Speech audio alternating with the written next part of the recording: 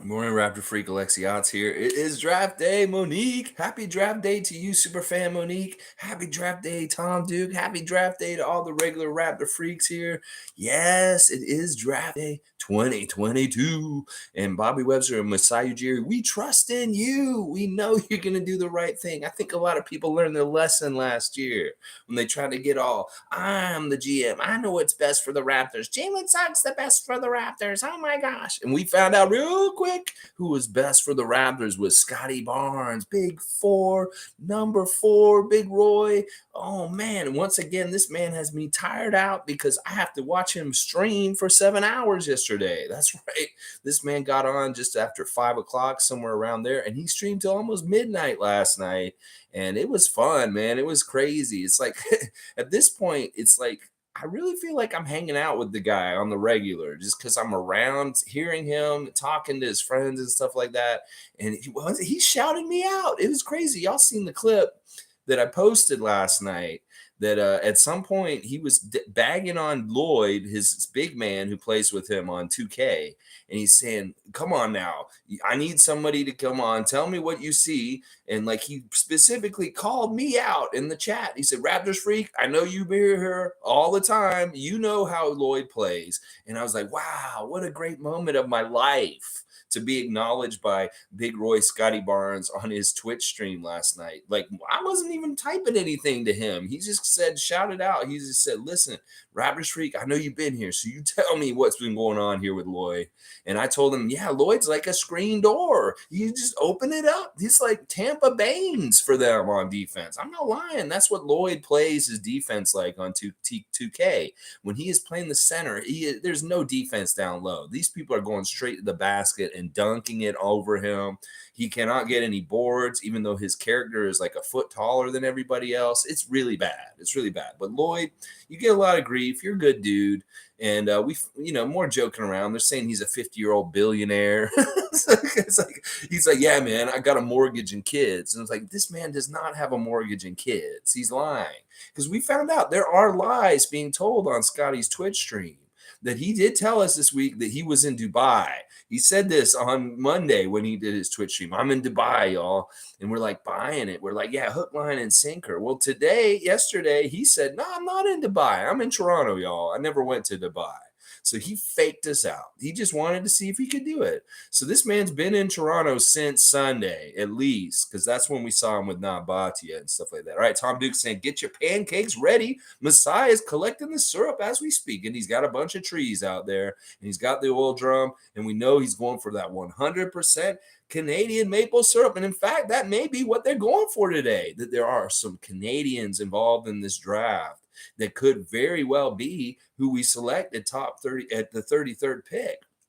I've got 5 of the most big time mock draft places. I've got ESPN, I've got SI, I've got Tankathon, I've got CBS Sports. I've got 5 mock drafts in front of me right now, and I'm going to go over each one of them and what they're saying today because they've all changed a lot. I'm not going to lie, they have changed their mock drafts like crazy. ESPN was saying we were going to draft JD Davison for like the longest time. I'm like, why would we want this shooting guard dude, JD Davison? He's not even that good of a shooter. He's a guard, but I'm going to go through them, and it looks like they're getting them about close.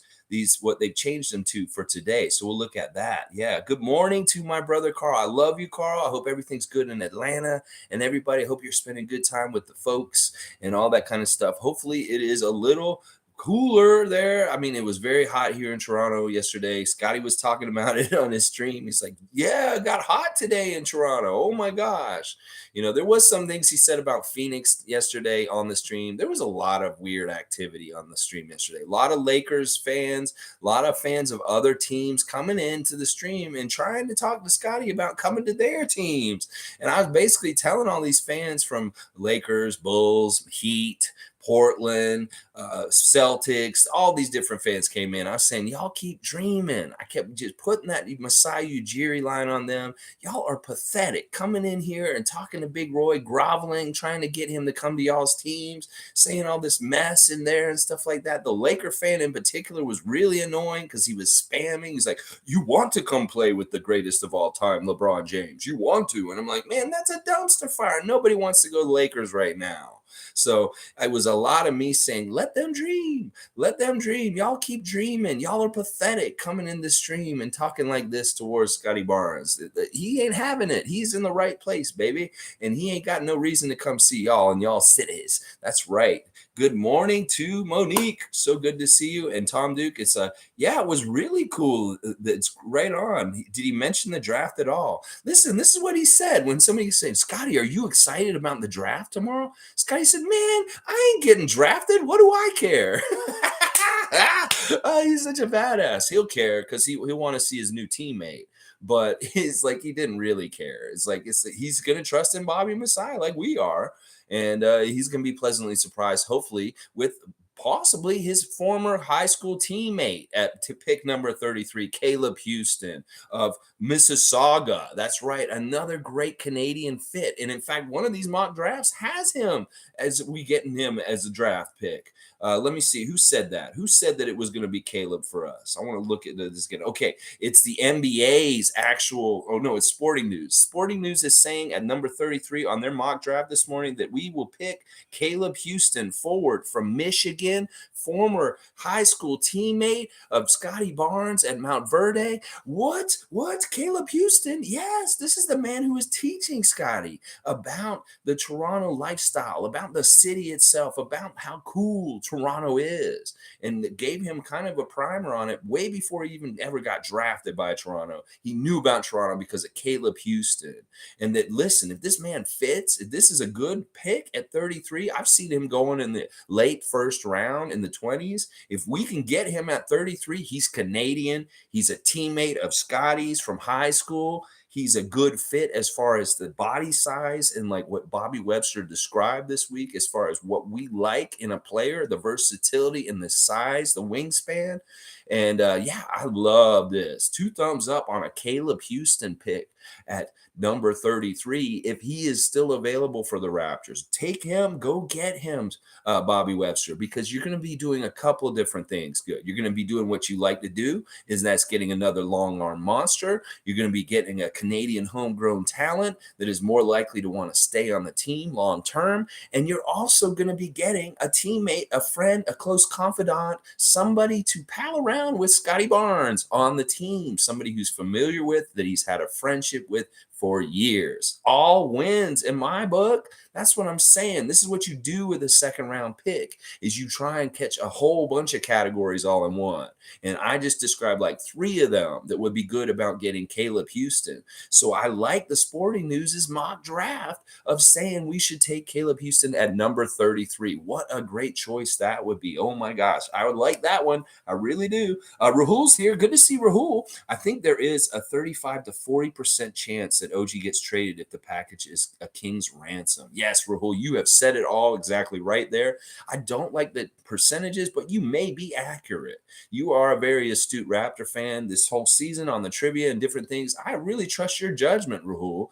And I think that those percentages may be right. There's going to have to sell the farm, though. Listen, if you want OG and Anunoby, any of y'all teams, especially you, Portland, you better bring us the ponies. You better bring us the ponies. You better bring us the ponies. We want a lot of ponies. You cannot just think you're going to get us fleeced like you did to Detroit yesterday and getting Jeremy Grant. You will not do that to Messiah and Bobby. No, you won't. You will not fleece us for OG. And that's what those fans were trying to do coming in there. These idiots on the stream yesterday on Twitch with Scotty coming in there. OG got traded just now. OG got traded right now, trying to break news like they're CNN. And they're just fakers. They're fakers, fake news, nothing. They just read a Chris Haynes thing and they say, oh, this is real. This happened. It's a rumor. It's speculation. Stop reading stuff and thinking that it already happened. You guys got to stop doing this. I know Stevie Roots' mom's doing this, but other people are doing this. You're reading rumors and speculation like it already happened. OG has not been moved. Oh my gosh. He's been at OVO this week. He's been working out in the Drake Center. And this man has probably been hanging out with Scotty. Like Scotty says he talks to him every day. And that like he's gonna get him on 2K to play with him soon. And I don't know what Gary did on his Instagram this morning. If you go check out Gary, he's at the Mall of America. He's parked, double parked, and he's got a ticket. And he's saying OG's such a troll. I'm wondering if OG gave him a fake ticket at Mall of America or something like that. I don't know. He's saying OG is a troll. It's hilarious. You guys go and figure out what's going on with Gary Trent in his car at the Mall of America right now. I have no idea. Just it's on Instagram this morning. Good morning to David S. David becoming one of my very loyal, good time regulars every day. I'm so happy to see your name once again, David. Please, let's hear what you have to say today about draft day, David, and what you'd like to see the Raptors do at number 33 today. Yeah. Oh, yeah. Rahul's saying, I think OG gets traded to Portland, but I'm hoping the Raps don't trade him. I don't think it's going to happen, Rahul. Like you said, it's going to have to take a lot. Like, I want Anthony Simons or whatever. I want some really good talent if we're sending them there. I want, like, their pick, and I want two of their best players, their rotation players, if we're doing this for OG. That is what I want. I want something steep. Yeah, I want something so steep that Portland will regret doing this trade later on, is what I'm saying. Is like these teams are desperate. We're not desperate. We don't have to do jack shit. We have a great contract and a great all-around defender and player named OG Anunoby. We do not have to move him. We're very happy having him on our team next year, and that is actually really what we want. But these other teams, they have to be desperate. They have to come and bring us the farm if they want to try and pry OG off of our roster. And that's the thing. We won't take anything less. They better line up, and the talent better be overwhelming coming towards us, because it can't just be that pick. We don't want that pick necessarily. That pick is not guaranteed for nothing. In fact, some people are saying that this draft is really top heavy with the top four. And then after the top four, it's really kind of a drop off in talent. Why would we want to go get 7? Come on, Portland, you're idiots. So I think this is all hot air, Rahul. Like, there is a lot of noise going on, and it's intensifying right now because the draft is today. And if they're going to do something with that pick number 7, they got to do it now. They're on the clock, literally, to try and trade it for OG. And that is why the swarming and the swirling of the rumors is intense right now, is because they really want to try and pick up some steam on it. But I'm going to tell you right now, I don't think anything's going to happen. I think this is going to all be a bunch of bullshit ahead of the draft, and nothing's going to happen. OG will be fine. He'll be on the team next year. So don't stress too much, Rahul. Don't stress too much. Tom Duke saying Grant and OG makes Portland scary. Yeah, that's not going to happen. I really don't think it's going to happen, Tom. Seriously, it just doesn't make any sense to me. Like, that they would do that we would trade him, because honestly, the value on OG's contract is so great. We don't want to give that up, let alone the fact that he's one of the few players in the NBA that can guard from 1 to 5 very, very soundly. There's just too much to like about OG and his fit and all kinds of different things. He was our youngest champion in our champion year.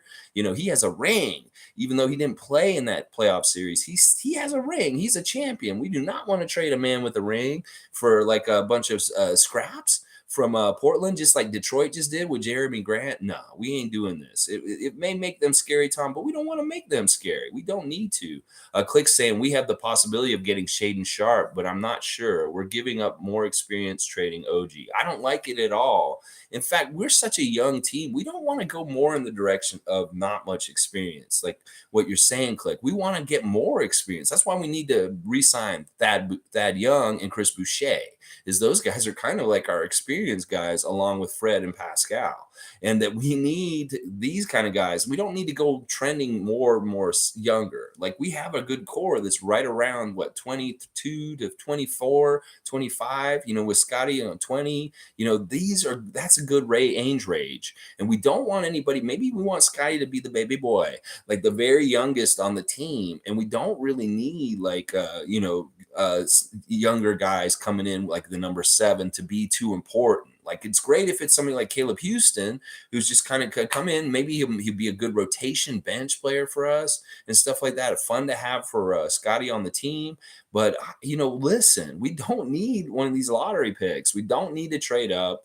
I don't even like Greg's idea of trading down and getting 2 picks at the end, because I feel like we can get just an undrafted guy like we did with Justin and Fred in the past. So it's like we can get 2 or 3 guys from this draft still with only 1 draft pick. We pick somebody at 133, and then we wait and see who's left at the end, and we invite 2 of the people we really like to camp afterwards and see if they can make it then too. So yeah, all right, let's see. Monique is saying, I watched TSN special on Sharp. Okay, so Shaden Sharp has a special out. It's so good that there's so many good Canadian players in this draft. In fact, let's do another one real quick. Another mock draft. This is Tankathon, is saying that they think we should pick Andrew Nembhard, point guard from Gonzaga. Oh, no, wait, that's not the right one. It's not that one. It's where's the one that says Nembhard? Okay, actually, it's SI that's saying it. Sports Illustrated is saying that we should pick Andrew Nembhard, point guard senior from Gonzaga, Canadian. I don't want to get a point guard. I'm sorry, SI. He's great that he's a Canadian, Andrew, but we don't need a point guard right now. We're still haven't given up on Malachi Flynn, and that's the pecking order of things. Fred, Malachi, but really, I want us to go in the direction that we have big point guards. We don't need to draft a 3rd point guard. We have like 5 guys who can be the point guard on our team. Scotty Barnes, Pascal Siakam, and then a lot of the other like forwards can dribble the ball up the court also. OG, Precious, people like that. So I like Fred and Malachi with the 3rd point guard or the other point guard involved being just Pascal and Scotty. So no, I don't want Nembhard. I'm sorry. Just because he's Canadian doesn't mean we want him. Just because he was a point guard senior from Gonzaga, and that is really good credentials. No, we don't want him. We want a big, like Bobby said, we need another long arm monster. He wants another 6'7" to 6'9" guy, and he wants that kind of prototype. He doesn't necessarily want a guy like Nembhard, and that he may be too short and stuff like that. So let's see. Tom Duke saying, hope not unless they want to. Yeah, they want to trade us Dame. Maybe it'll happen, but I don't even know if I want Dame, y'all. I think he would mess up our vibe. That he's like once again one of these high volume, high usage players where he has to get a lot of shots, has to touch the ball a lot, and I don't necessarily want Damian Lillard on our team. I know people would think I'm crazy for saying that, but that's just true. I don't like the balance that would shift with him being on our roster instead of OG. It would change things a lot, and I don't think I like how it changed it. So Rahul's saying the only way that the Raps trade OG to Portland is if it's a 7th pick, Anthony Simmons and Nasir Little. Yeah, I might do that. That is actually the first deal I've seen talking about Portland that I might do, is you trade both Little and Simmons to us, Portland, and your draft pick, and then you can have OG. Yeah, are you willing to pay that price, Portland? Because that's what we want. That's what you want to get OG from us. That's what you have to pay. You got to give us Anthony Simmons and Nasir Little and the number 7 pick, and then we'll talk. You give us all 3 of those things, and then maybe we'll trade you OG. How about that? Yeah, I like that, Rahul. That's actually the first out of all the bullshit that's getting posted on Twitter, all the dumb stuff that people are saying. That's the first one that actually I would take as a Raptor fan. And I know Portland fans will not do that. They will not do that deal in the least. And that's part of the reason why I like it, is because they don't want it. And that means that we're getting what we want. Oh, yeah. Rahul's saying, even though we love OG, but if teams are willing to overpay, then you have to pull the trigger. We don't know what state of mind is OG, and I can see him opting out of his contract. I think we do know the state of mind that he's in. He's in the same state of mind that he's been in since he's been in Toronto. He is one of Masai's favorite sons. This is not a light situation. This is not a light relationship between OG and the Toronto Raptors. There's no problems. He's not unhappy with his role. That's all manufactured stuff. He's very happy with his team and his role. Like he's best friends with people like Pascal and Fred and Scotty and Chris Boucher. These are his friends. This is his family here in Toronto. That Masai has taken OG under his wing, and he's very special to him. That he doesn't take this kind of relationship lightly with his players.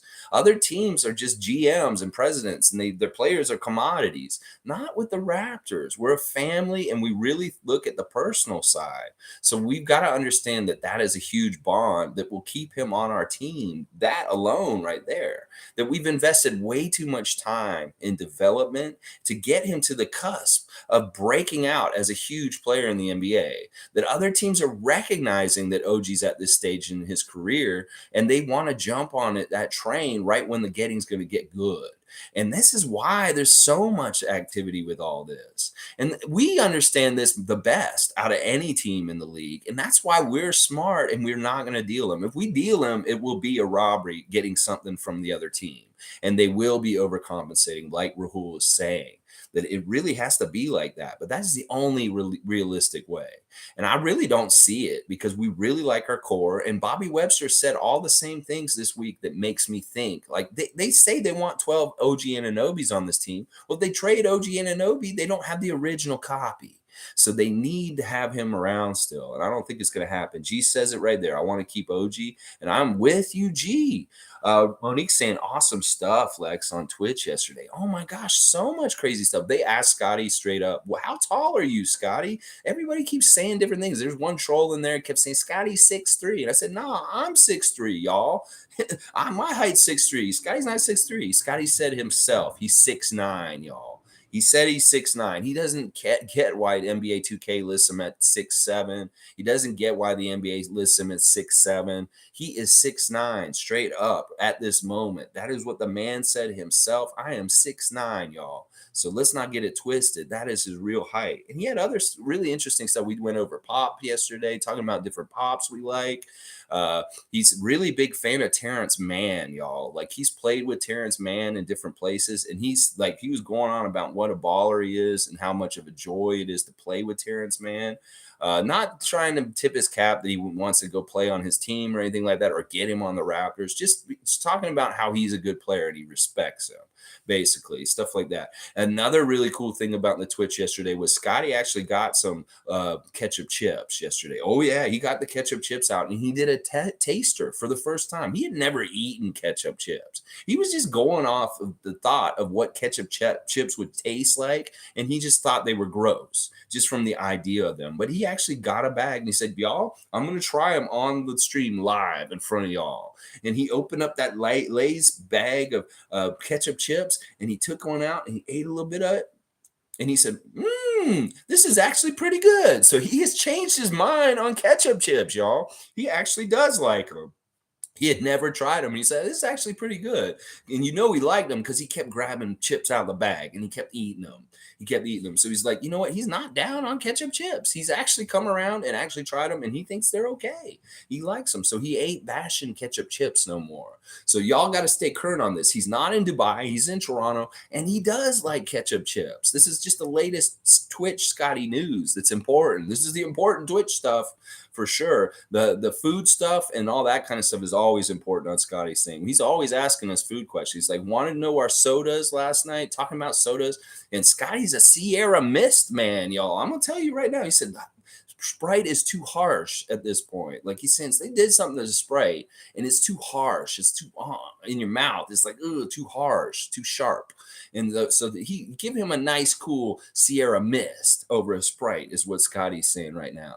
And then once again, the possibilities for advertisers coming to Scotty and wanting him to plug their items. Well, there's a screenshots, Lay's potato chips of him holding up your bag and trying it and stuff like that. This man is probably going to get a sponsorship from Lay's just because of all this ketchup chip hubbub going on with him trying them and talking about whether he likes them or not. So he's cool with them now. Just so you know, it changed last night because he actually tried them, and ketchup chips are okay with Scotty at this point. Oh yeah, G saying if Portland wants to build to win now, whom are they realistically going to give up? They're in a weird place. Like honestly, their management's messed up. Listen.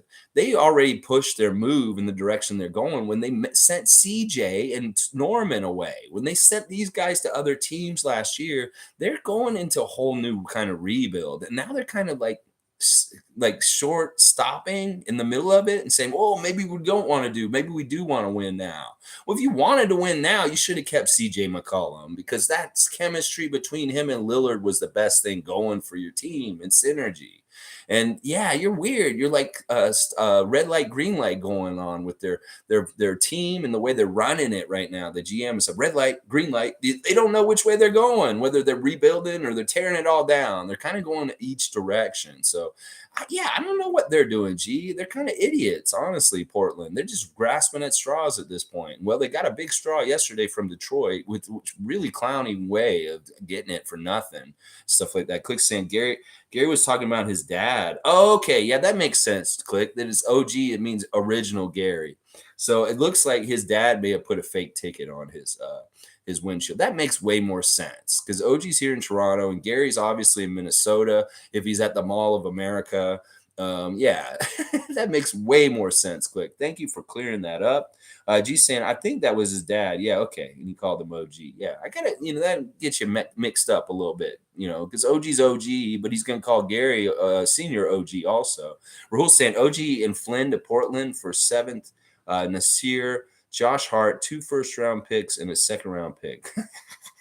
Well, yeah, I mean, Rahul, we can speculate all day about what kind of deal they might do and stuff like that. But what is the point? I mean, really, we're going to see what they're going to do tonight. That's why I'm not really that invested on what the Raptors do tonight. Like, I don't have a name, and it's like live and die with it, or any of these trade talks. I hope nothing happens. Honestly, the more we talk about it, the more maybe it'll happen. But let's ignore it. Let's just see. Nothing's going to happen. Portland's kind of a mess. Good morning to Sue. Always good to see Sue here, original member of the Raptor Free Cult right from the beginning. Love you, Sue. I hope you're having a good Thursday morning. G saying he called his dad an OG. Yeah, that makes more sense. G's also saying Portland is not doing that, in my opinion, Rahul. They gave up a pick for Jeremy Grant. Yeah, I mean, whatever. Listen, we're not trying to help Portland. We're not trying to help Utah. We're not trying to help Phoenix. These teams want help with the dealing guys or getting guys and stuff like that. We have no reason to help people. We don't have to help them. We're good. We can just do what we're doing and keep doing what we're doing, mind our own business, and let these other people struggle and have their own problems. It's not like we have to go save them or do anything to help them and stuff like that. Suzanne, I don't think the Raps are trading OG. I don't think they are either. Sonny, good to see Sonny again from Scotty's Twitch streams. Sonny saying, hey, everyone, if we're dealing OG, then we need someone that would push us into contention. This is very true. Oh, yeah, Sonny, you hit the nail on the head on that one, man. Portland doesn't have enough to get OG. The number 7 pick in Eric Bledsoe isn't going to woo Masai and company. Yeah, they're going to need so much. Like, seriously, the Raptors are like this hot girl that all these different guys are trying to be suitors towards, and they can have their pick. Like listen, all the power is in the Raptors general manager's hands at this point. Like, we're the ones who get to decide what we want to do and because we have the haves. We are the ones that have the stuff that people want, whether it's our coach, Nick Nurse, whether it's our team president, Masai Ujiri, whether it's OG Anunoby. We have the stuff they want, like Scotty Barnes. And that means we have the power.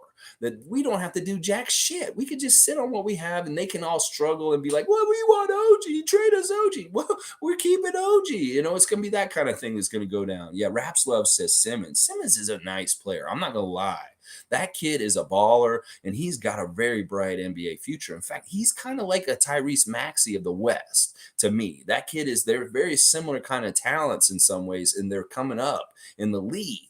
And I'm not against having him on our team at some point, Simmons, but I don't want to give up OG to get him. But he would be, honestly, to me, if we're going to make a deal with Portland and OG's involved, I want Simmons on the way back.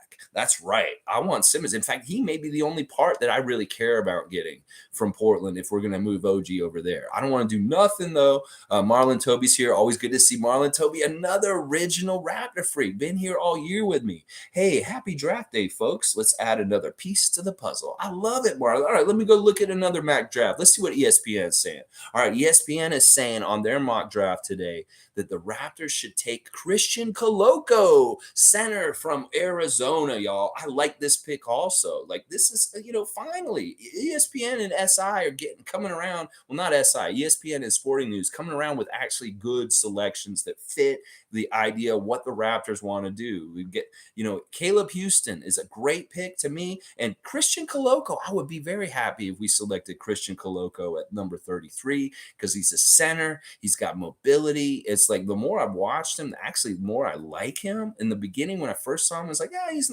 okay. But, actually, the more I've watched him, he has actually got some good skills. So, you know what, ESPN, if you think we're going to get Christian Coloco at number 33 tonight, I might be okay with that. That is somebody on my top 5 that I'd like to see the Raptors possibly draft, Christian Coloco. How do you guys feel about Coloco and getting a center finally? Getting a center. I know it's so crazy. We never get centers. Let's see. G saying exactly why do we want a bunch of picks to develop again? We need win now pieces. We're in a different stage of our franchise. We're not in this Oklahoma City stage where we just accumulate draft picks, like draft pick. Where do they get? It's like they're just a farm team. All their good players eventually go other places by the time they develop.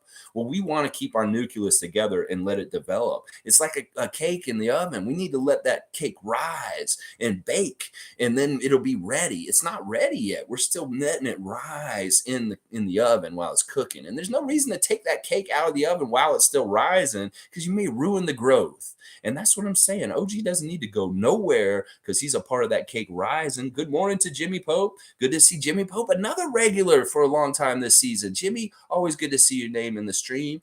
Let's see.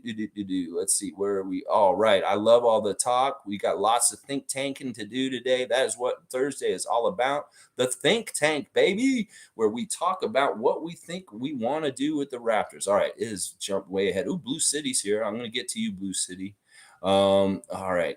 Let's see. Raps loves saying Portland is not getting OG unless we are getting a superstar back. Yeah, I agree with this. They're going to have to pay a steep price if they want the services of Mr. Anunoby because they ain't going to get it otherwise.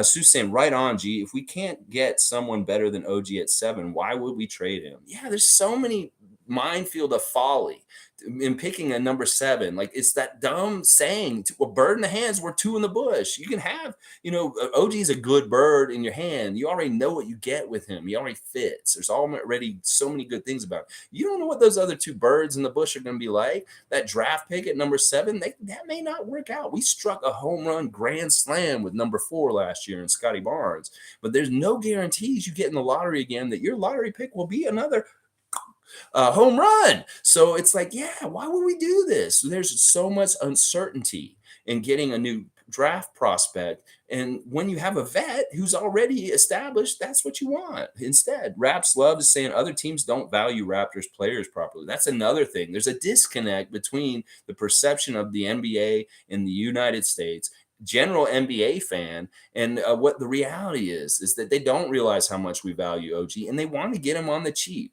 As I said before, someone on Twitter described the way that the NBA, other teams, and the US media look at the Raptors. They look at us like we're a flea market, like we're selling junk on the side of the road. No, we got the finest craftsmanship. We have the best materials. We have the best high quality product in our city, and we're not on the discount. We're not a flea market. This is not a swap meet. Y'all need to come correct with your offers because you are coming with lowball and offers that we should laugh at and just hang the phone up. This is Bobby. He's like, oh, hey, Portland, what do you got now? Okay. Oh, really? Yeah. Okay. Yeah. He doesn't even say goodbye. He just hangs up. He's like, oh, he hears the offer. Hangs it up because it's like it's so stupid, it's so lowballing and stuff like that. This is true. This is true. Raps love that they don't know the love that we have for our Raptors and how much we value them. They value them in a way that we do not, and they need to come correct with the offers if they really want it. Oh yeah, Jimmy's saying he'd be surprised if OG's moved. I'd be surprised too, even though all these people are saying this where there's smoke, there's fire, that kind of bullshit. Michael Grange saying that this morning. He's like, well, if they are going to make a deal, OG would be involved in it because he's their best trading piece right now. That's what Grange is saying this morning. He's speculating just like Jake and all them. But he is right to a degree. Like if we are going to make a deal, which we don't need to do, OG probably would be the guy that probably would get dealt possibly because he's just in that particular spot in the roster as far as things. There's a demand for him, obviously. Sonny's saying it's all coming from the Portland camp with all these rumors to put value to the number 7 pick and other players on their roster. Yeah, yeah, they use our team to make themselves look better. To like, you're exactly right. That this is something they're inflating the value of their players in their draft pick by gauging them against OG. Holy crap. Rule's saying Dyson Daniels is my favorite prospect after the 5th prospect in Sharp. Very interesting player, Dyson Daniels. No guarantees. Once again, we'll have to see how people do. Blue City's here, and he's got something to say about the Sixers. I like this. I'm hearing rumors that PJ Tucker might become a Sixers. Yeah, you guys are giving him 3 years at 30 million. What? That's 10 million a year? That seems a little low for a man like that. Or are you guys giving him 30 million for each of the 3 years? That's a 90 million contract. I'm not sure. Like, it seems like y'all should be giving him, I don't know, 10 million a year for PJ Tucker seems like such a cheap deal. Like, this man's late in his career. He's going to take 10 million to play for somewhere? I don't know. You're not the only team that wants him. Let's just put it that way, Blue City. I'm hearing Milwaukee wants him back again, that they realize they messed up when they let him walk before, and that Brooklyn is coming hard to get up. PJ Tucker also. But I did hear you guys are the front runners, though. And it's interesting that PJ does not want to stay in Miami. That's saying something about the Heat team. I'll tell you right now. Maybe that kerfuffle between who was it? Who was it? Jimmy Butler and the coach or somebody? Somebody in the coach was about to fight. I forget who it was. I'm blocking it out for some reason. I don't know. It was a coach. Yeah, I think it was a coach and Jimmy Butler that wanted to fight. Sixers, you're going to make some moves this summer, and you guys could really improve this summer if you do the right ones. Like, I do kind of like the idea of getting Beal for y'all and getting rid of Harden. Like, if you can switch Harden for Beal and get Beal on your team, that may be a huge upgrade for y'all coming into this next season, because you don't want Harden. Trust me. The longer you have Harden around on your team, it's not going to be good. So, Monique saying we need a big name if we trade OG. Not happening. Shaking my head. Yeah, Superfan Monique we're all on the same page. It's like it's all BS. It's a lot of it's just noise in a lot of different ways. And this is the fun thing that our team, listen, like last year, Jalen Suggs. Well, what did they do? Scotty Barnes. So they're not listening to the noise. They're doing what they're going to do on their own. That's Messiah and Bobby. They're not going to do nothing. Watch, they're just going to do their business the way they want to do it today, and everything's going to be fine. We're going to have OG on our team still. David's saying, I don't know too many of the players available at 33, but I like Caleb Houston. There's this other guy, Justin W. Can't remember the last name. He seems like he would be a good fit too. Yeah, I'm not sure which Justin you're talking about. All right, let me look at another mock draft. We're going to look at this is a Tankathon. Tankathon is saying that the Raptors are mock drafting Patrick Baldwin Jr., small forward, power forward from Milwaukee. He's 6'10", 231 pounds. He's just almost 20 years old, averaged 15.7 rebounds at Milwaukee. I haven't really looked at him much, but this is interesting that they're picking a player that's kind of in our long arm monster range. He's not a center, so I haven't really looked at him. But if anybody knows anything about Patrick Baldwin Jr., and if you like him, maybe chime in here and see what Tankathon's thinking with that. So we got Koloko, we got Houston, we got Nembhard, we got Baldwin Jr. that we just talked about so far in the mock drafts today, day of the draft. That's what they're saying. All right, let's see. G saying Raps are already one of the youngest teams. We're not going backwards. Yeah, we don't want more youth. We need actually to add veteran shooters. We need a mid-level exception free agent that has some veteran shooting and offense off the bench. Is what that really should be on our wish list this summer, and that should be what our MLE is used for. Hopefully, we'll see. Sue's saying Raps love. I think the other teams value them, but want to get our players for nothing. U.S. media doesn't want to acknowledge how great our players are until they leave the Raps. Yeah, they sewer us. They don't pay attention to us. They don't watch us. And then all of a sudden, magically, they like us. And they want our players all of a sudden. They covet them. It's really weird. It's really weird. It's honestly really signifies a toxic relationship. Like if you're a relationship that somebody treats you like the NBA treats the Raptors, that you should get out of it because it's toxic. Let's just put it that way. Let's see. Quick saying a healthy season from OG is all we need. Exactly. Yes. They're trying to sully this man's name, say he's injury prone and stuff like that. Listen, he's bad luck prone is what he is. He's not injury prone. He has bad luck. And I think he's going to be fine. I think this year could be the year that we see him play most of the season. And that'd be awesome. Rahul's saying if the Masai pulls a trigger on an OG trade, just trust in them. Yeah. Yeah, I will too, for sure. Blue City's Danny Green won a championship with the Raptors. Yeah, he's won 3 championships, Danny Green. One with the Spurs, one with the Lakers, and one with the Raptors. And y'all are shopping him. Joel Embiid falls on this man's leg, messes up his ACL, and now y'all are shopping him this offseason. You're trying to trade him. It's crazy. I think that Philadelphia, like I said before, they have the potential to really improve their team this summer. They got to make the right moves, though, and maybe get rid of the right people and get the right people on their team. Jimmy's saying, I definitely wouldn't do it for the 7th pick, but I would rather a straight up Miles Turner for OG trade, if anything, but it would hurt to see OG leave. Yeah, that's another area we're seeing Miles Turner as once again, he's always in trade talks. It's been trade talks for years. From in Indiana, and Indiana would love to have OG. That'd be a great spot for him to go to. I'd be happy with OG if he's not going to play in Toronto. I'd like to see him on the Pacers just because of his connection to Indiana and the love they have for him already there. But I don't want that to happen. But if it was going to happen, yeah, Miles Turner might be the right kind of person coming back in the other direction. So yeah, I like this, Jimmy. But once again, we want to just keep OG. But Miles is a great player. I'd be very happy to see him in a Raptor jersey.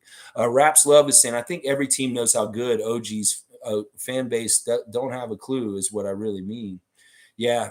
Well, they're also they don't admit it. They'll say, yeah, oh, well, he's not that good. We'll give you this person, this year little in the 7th pick. It's like, well, we want more than that.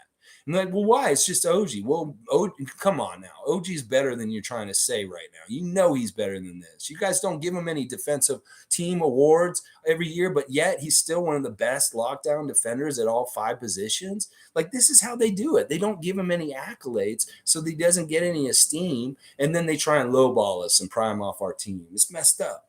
G saying, I would keep OG and try and get Mo Bamba. Yeah, I like that move. Raps Love saying, we need to keep our team patient. Yes. Be patient. Let it grow. Let that cake rise. Click saying, we need shot creation. I take that over anything. Yeah. It's so bad. It's kind of disheartening that Bobby said shooting is not that big of a deal to him with this draft.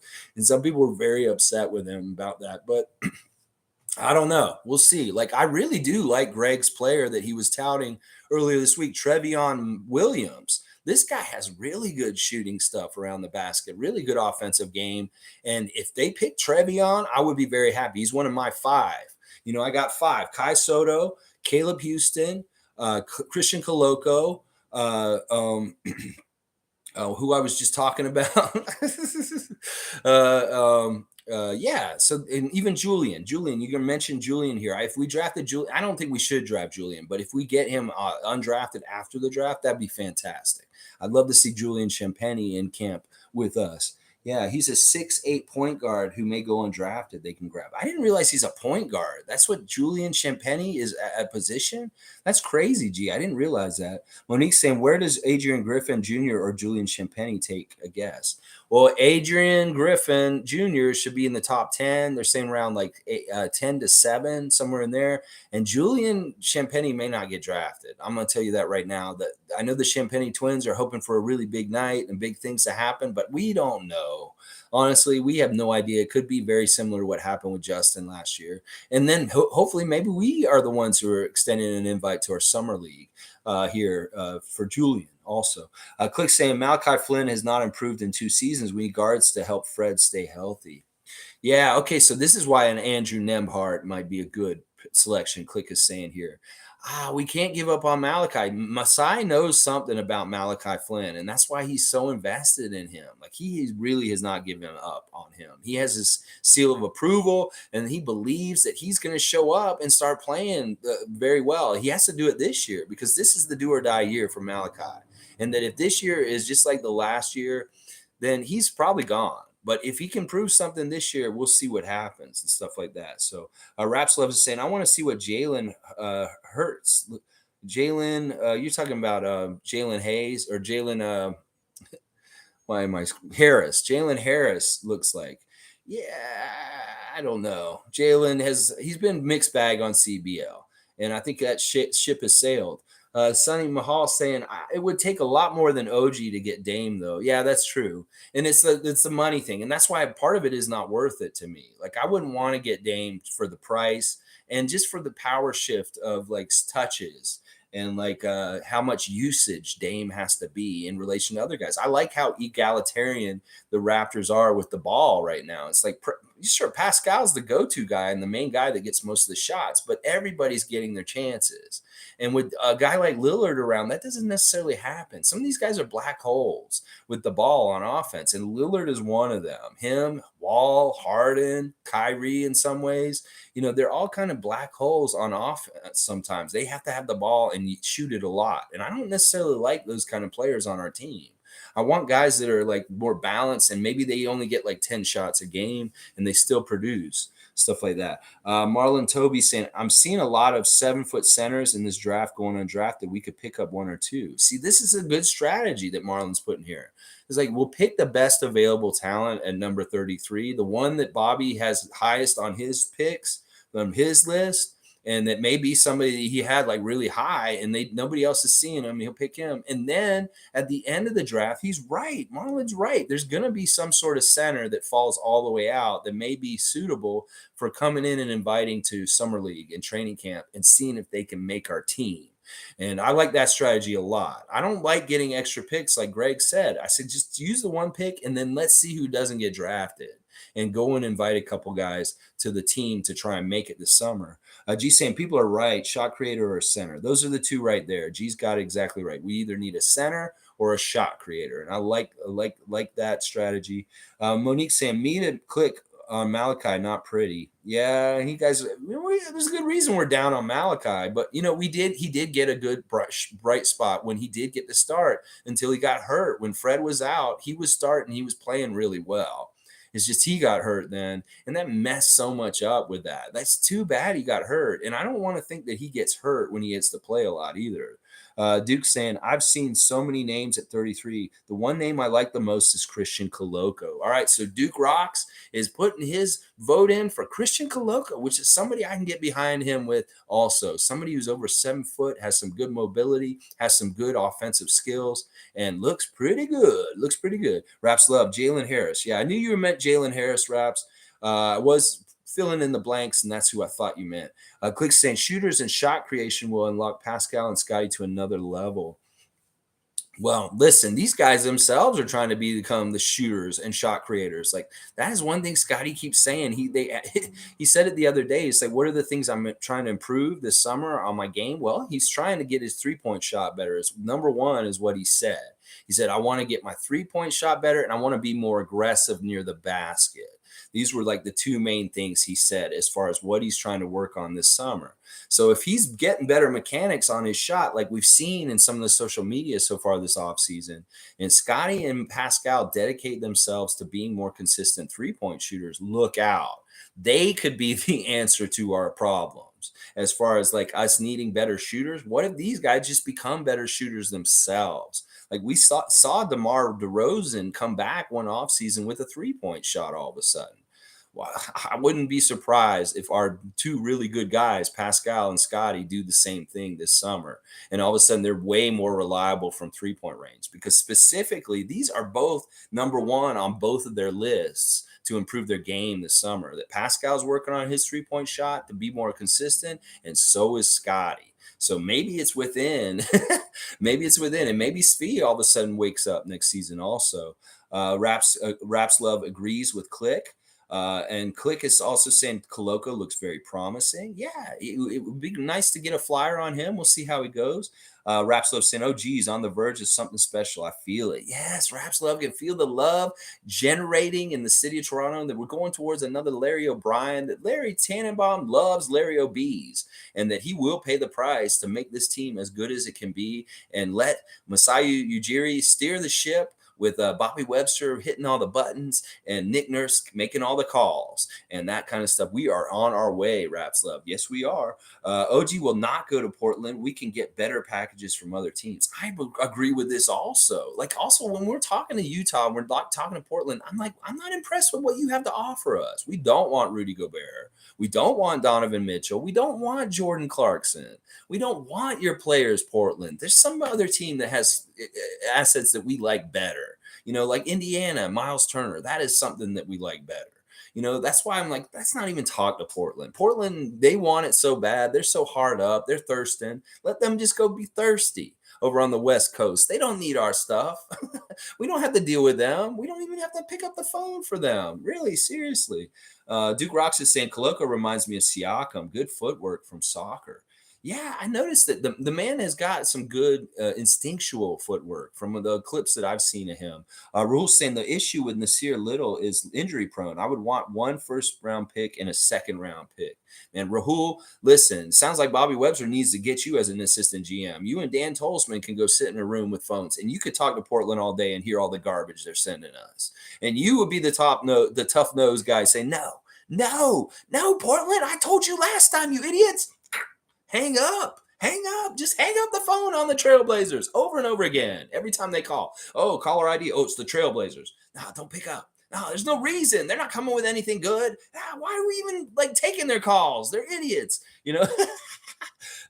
Monique's saying, I've been doing a lot of research on Jalen Williams. Yeah, Jalen Williams is another name that Greg has brought up at different times. He's somebody that they're saying is going to go earlier than what we may be selecting, but he is very interesting in a lot of ways also. Yeah, the two Williams guys, Trevion and Jalen, are both been talked about a lot in the last week by Greg in particular and other people I've been seeing bringing him up too. G thinks he's very interesting. And he loves the Twitch news. Yeah, Twitch news is always fun. I've got more mundane Twitch news as it pops into my head. I mean, if I'm sitting there watching the man play 6 to 7 hours of video games, I'm hearing a lot. And it's hard for me to remember every single little thing that he says because he does say a lot in those games. It's funny with some of the things he's saying and stuff like that. And he's going out of bounds, like, y'all. He's very smart about what he talks about, Scotty Barnes, on his Twitch, and what he doesn't. There are some things he kind of is a little out of bounds in certain ways, in some ways, like talking about the NBA and other players and other teams. Like he said yesterday that Phoenix is a nice city, that he thinks it's a hot city, it's warm, people will want to play there, is what he said. And then the chat went crazy and like, oh, you don't like being in Toronto because it's cold? And they're like, all the other team fans are going in there and say, oh, you need to leave Toronto, and then all this stuff. And I'm just fighting the good fight on the front lines for us and telling them, it's like, listen, Toronto is where Scotty wants to be. He's in the perfect place, and that he's very happy here. And he's in Toronto right now, and it's hot in Toronto right now. So he can see how it is, that it's not always just cold and stuff like that. But that temperature is a thing for Scotty. He's a Florida kid, and that it's weird being in Canada all of a sudden and stuff like that. But I'm not worried about it. He knows what he's got going good here. He said it the other day. He's in the perfect spot. And he really means it, y'all. He really does. He ignores a lot of the BS from the other fans on the stream. He doesn't even shout them out. He won't even read their stuff. He reads my stuff consistently and answers me consistently. But I have those other Boston fan, Laker fan. They're in there yesterday and they're trying to talk to him and he's just ignoring them. So, and when we put Raptors champions 2023, he gets real excited. He gets real excited when somebody writes that into the chat. He says, yeah, you know it. Let's go. It's like, that's what he's saying when he sees it and stuff like that. So anytime I can give you guys more Twitch news, I'll give you that Twitch news. I just got to have it pop in my head. There's so much. There really is. Duke Rocks is saying, I like Jalen Williams as well, but hoping for Koloko. Yeah. So Duke's got Jalen and Koloko on his draft list. Koloko number 1. Click saying, I don't drink soda at all. I quit soda too myself.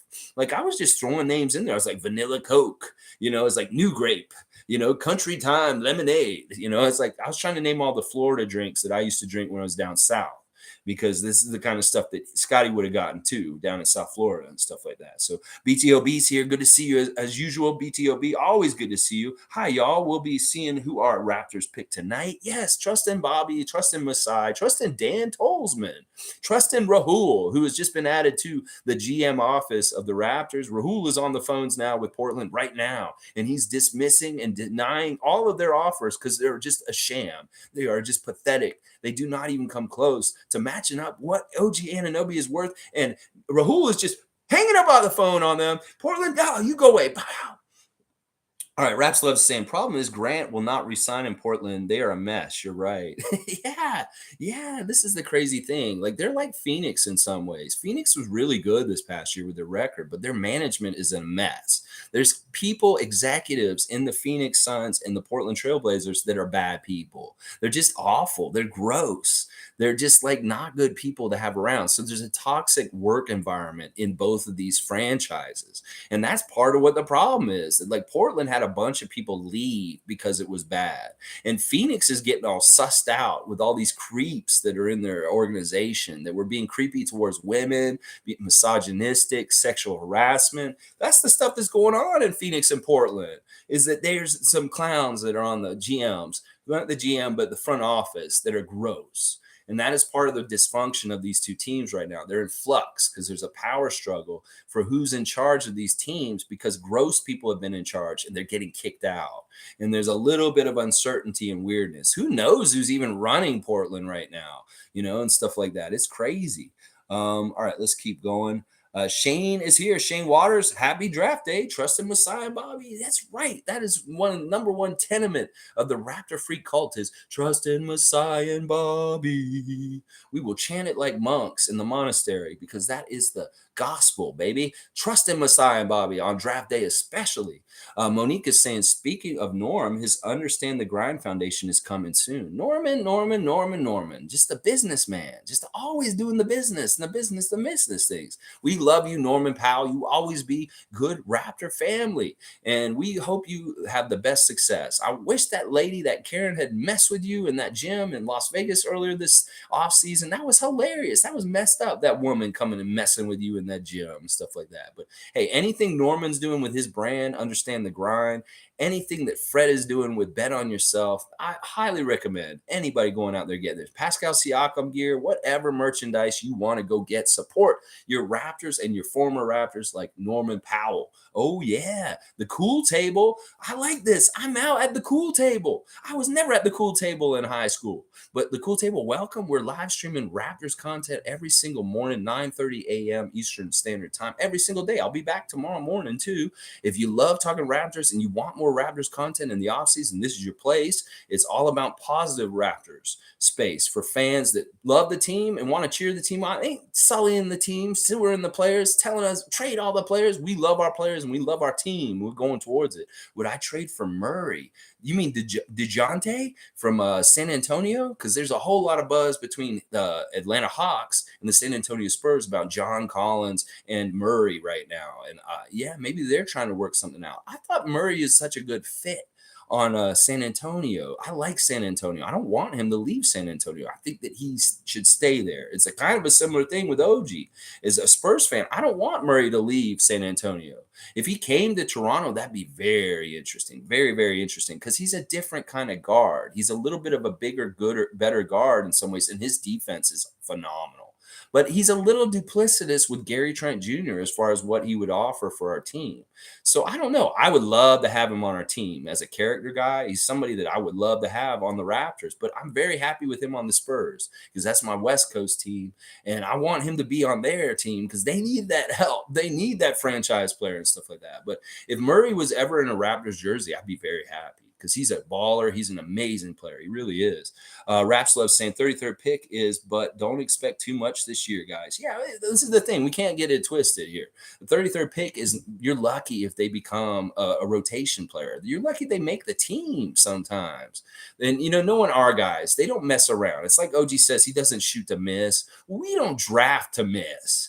When we draft people, they become good quality players no matter where we draft them at. So I fully expect 33, and I'm going to make a bold prediction right now. This is because Bobby said that this week. He said, I think that it's really great when you can get a second-round pick and turn it into an all-star eventually. So this is what he's thinking, that he wants to draft somebody tonight at 33 that has the potential to become an NBA all-star.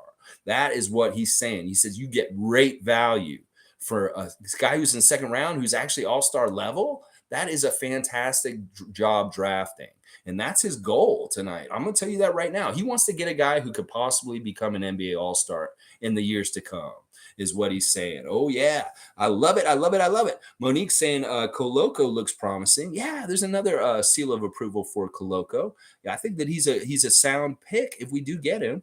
Click saying at any moment today, anything can happen. I start work at 3 and draft starts at 5. Okay, so Click's on a little bit later than us.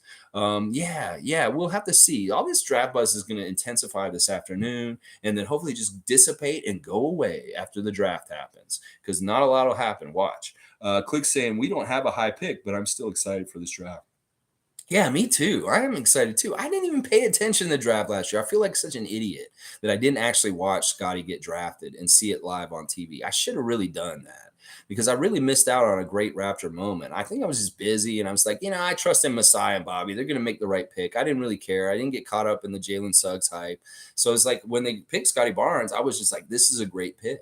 Right off the bat. I didn't have any of this confusion that happened with a lot of other Raptor fans because of all the media hype about Suggs. It was just like, oh, we got a big-shouldered big from Florida State. And I'm like, whoa, Florida State, that's always a good sign. And I was very happy and pleased. That's the kind of thing, the way that I look at it is I don't get my hopes up before the draft. I just get pleasantly surprised by when I see what they do after the fact and stuff like that. Click is saying Coloco. Oh man, you guys got a lot in here. I'm gonna have to catch up. This is a good think tank today. Coloco has ties to Pascal. Ooh, I like that too. Like I said, any kind of way you can get a synergy off of players knowing each other from before and things like that and love playing with each other, a friendship or whatever like that, that's always good for team chemistry. And that is why, like, I'm all about Caleb Houston. That's why if Coloco has a connection to Siakam, I am all about it. That is a really good thing. 100% on Coloco is what Shane Waters is saying. Sue's saying, yes, Click, isn't Coloco from Cameroon also? Okay, so Coloco is from Cameroon. Granny Evelyn is here. Fingers are crossed that the Raptors will draft potential players. Let's go, Raptors. Once again, I got to bring up Kai Soto because seriously, this is a secret. The guy that nobody's talking about. He's not on any of these mock drafts that I just looking at this morning. Why is he not on there? Like this guy's 7'3". He has guard skills. He played in the G League Ignite last year. He has some interesting things about him. They called him a unicorn. They said he's very much like Kristaps Porzingis in some ways. Why is he not on any mock drafts? Why are the mainstream like Sports Illustrated, ESPN, Sporting News leaving him off the drafts? Is it because they're trying to be Kai Soto? Maybe they don't want him to get drafted so the Lakers can bring him into camp undrafted because the Lakers really, really want Kai Soto. I don't know, but I would be. This is the guy on my list too of my 5 that I would love to see the Raptors possibly pick at 33 is Kai Soto. That we have to understand that this man has a certain blend of skills with a size and a mobility that is very unique and awesome. And that I think Kai Soto would be a home run if we picked him. So that's what I'm saying. Coloco, Houston, Kai Soto, Trevion Williams. These are the names that I want to hear come out of the deputy GM, deputy commissioner's name, mouth for the Raptors at number 33 tonight. Good to see you, Granny Evelyn. As always, I love you. Monique saying, I refuse to read on OG. Yeah, just skip all of it. It's like, it's tabloid news. It's like, you might as well be in the supermarket, Monique, in the checkout line, and you see the National Enquirer, and it says, Bigfoot picked up by aliens and taken to Mars on the front line. This is the same kind of journalism that's going on with what's going on with OG Anunoby. It's the same stuff. Elvis sighted in the supermarket right behind you. Turn around. There he is. It's that kind of stuff. Skater Die's here. Good to see Skater Die. Always good to see you. Rest in peace, me. Still checking in during the off season though. Looking forward to our battles next season. Yeah, Skater Die. Oh, much respect to Vermont's Skater Die. He's one of the good ones. He's, listen, this man may be a Celtics fan. I don't know. But you know what? He's just checking in on the enemy. He wants to know what's going on. He's getting the details from watching the Raptor Freak stream. Let's see. Duke Rocks is saying it comes down to what the Raps can afford with future cap space. I can see the Raps make a trade to get into the lottery for Mathurian. Not OG, though. Maybe Gary Trent Jr. Yeah, I don't know. Like, why do we need to move up? We have the good players that we need. And like Greg so eloquently said on the Gubstown Clink this week, he explained why we can have all our guys stay here, that there is enough money. There is a way to do this with bird rights and stuff like that. Very eloquent way of explaining it to all of us, how the Raptors can continue team building and keeping this young core together over the years, that Raptor fans should not be worried about losing a player. They're just going to leave or something because there's no money for them. We can pay them. We can do this. We can make this happen. So don't worry about cap space in the future. If we keep our players, that actually works for the cap space better than if we trade or bring in new guys, because we don't necessarily have the bird rights in different situations. That having the bird rights of most of our good players right now is really important. And that is what we can spend over the cap on, is that.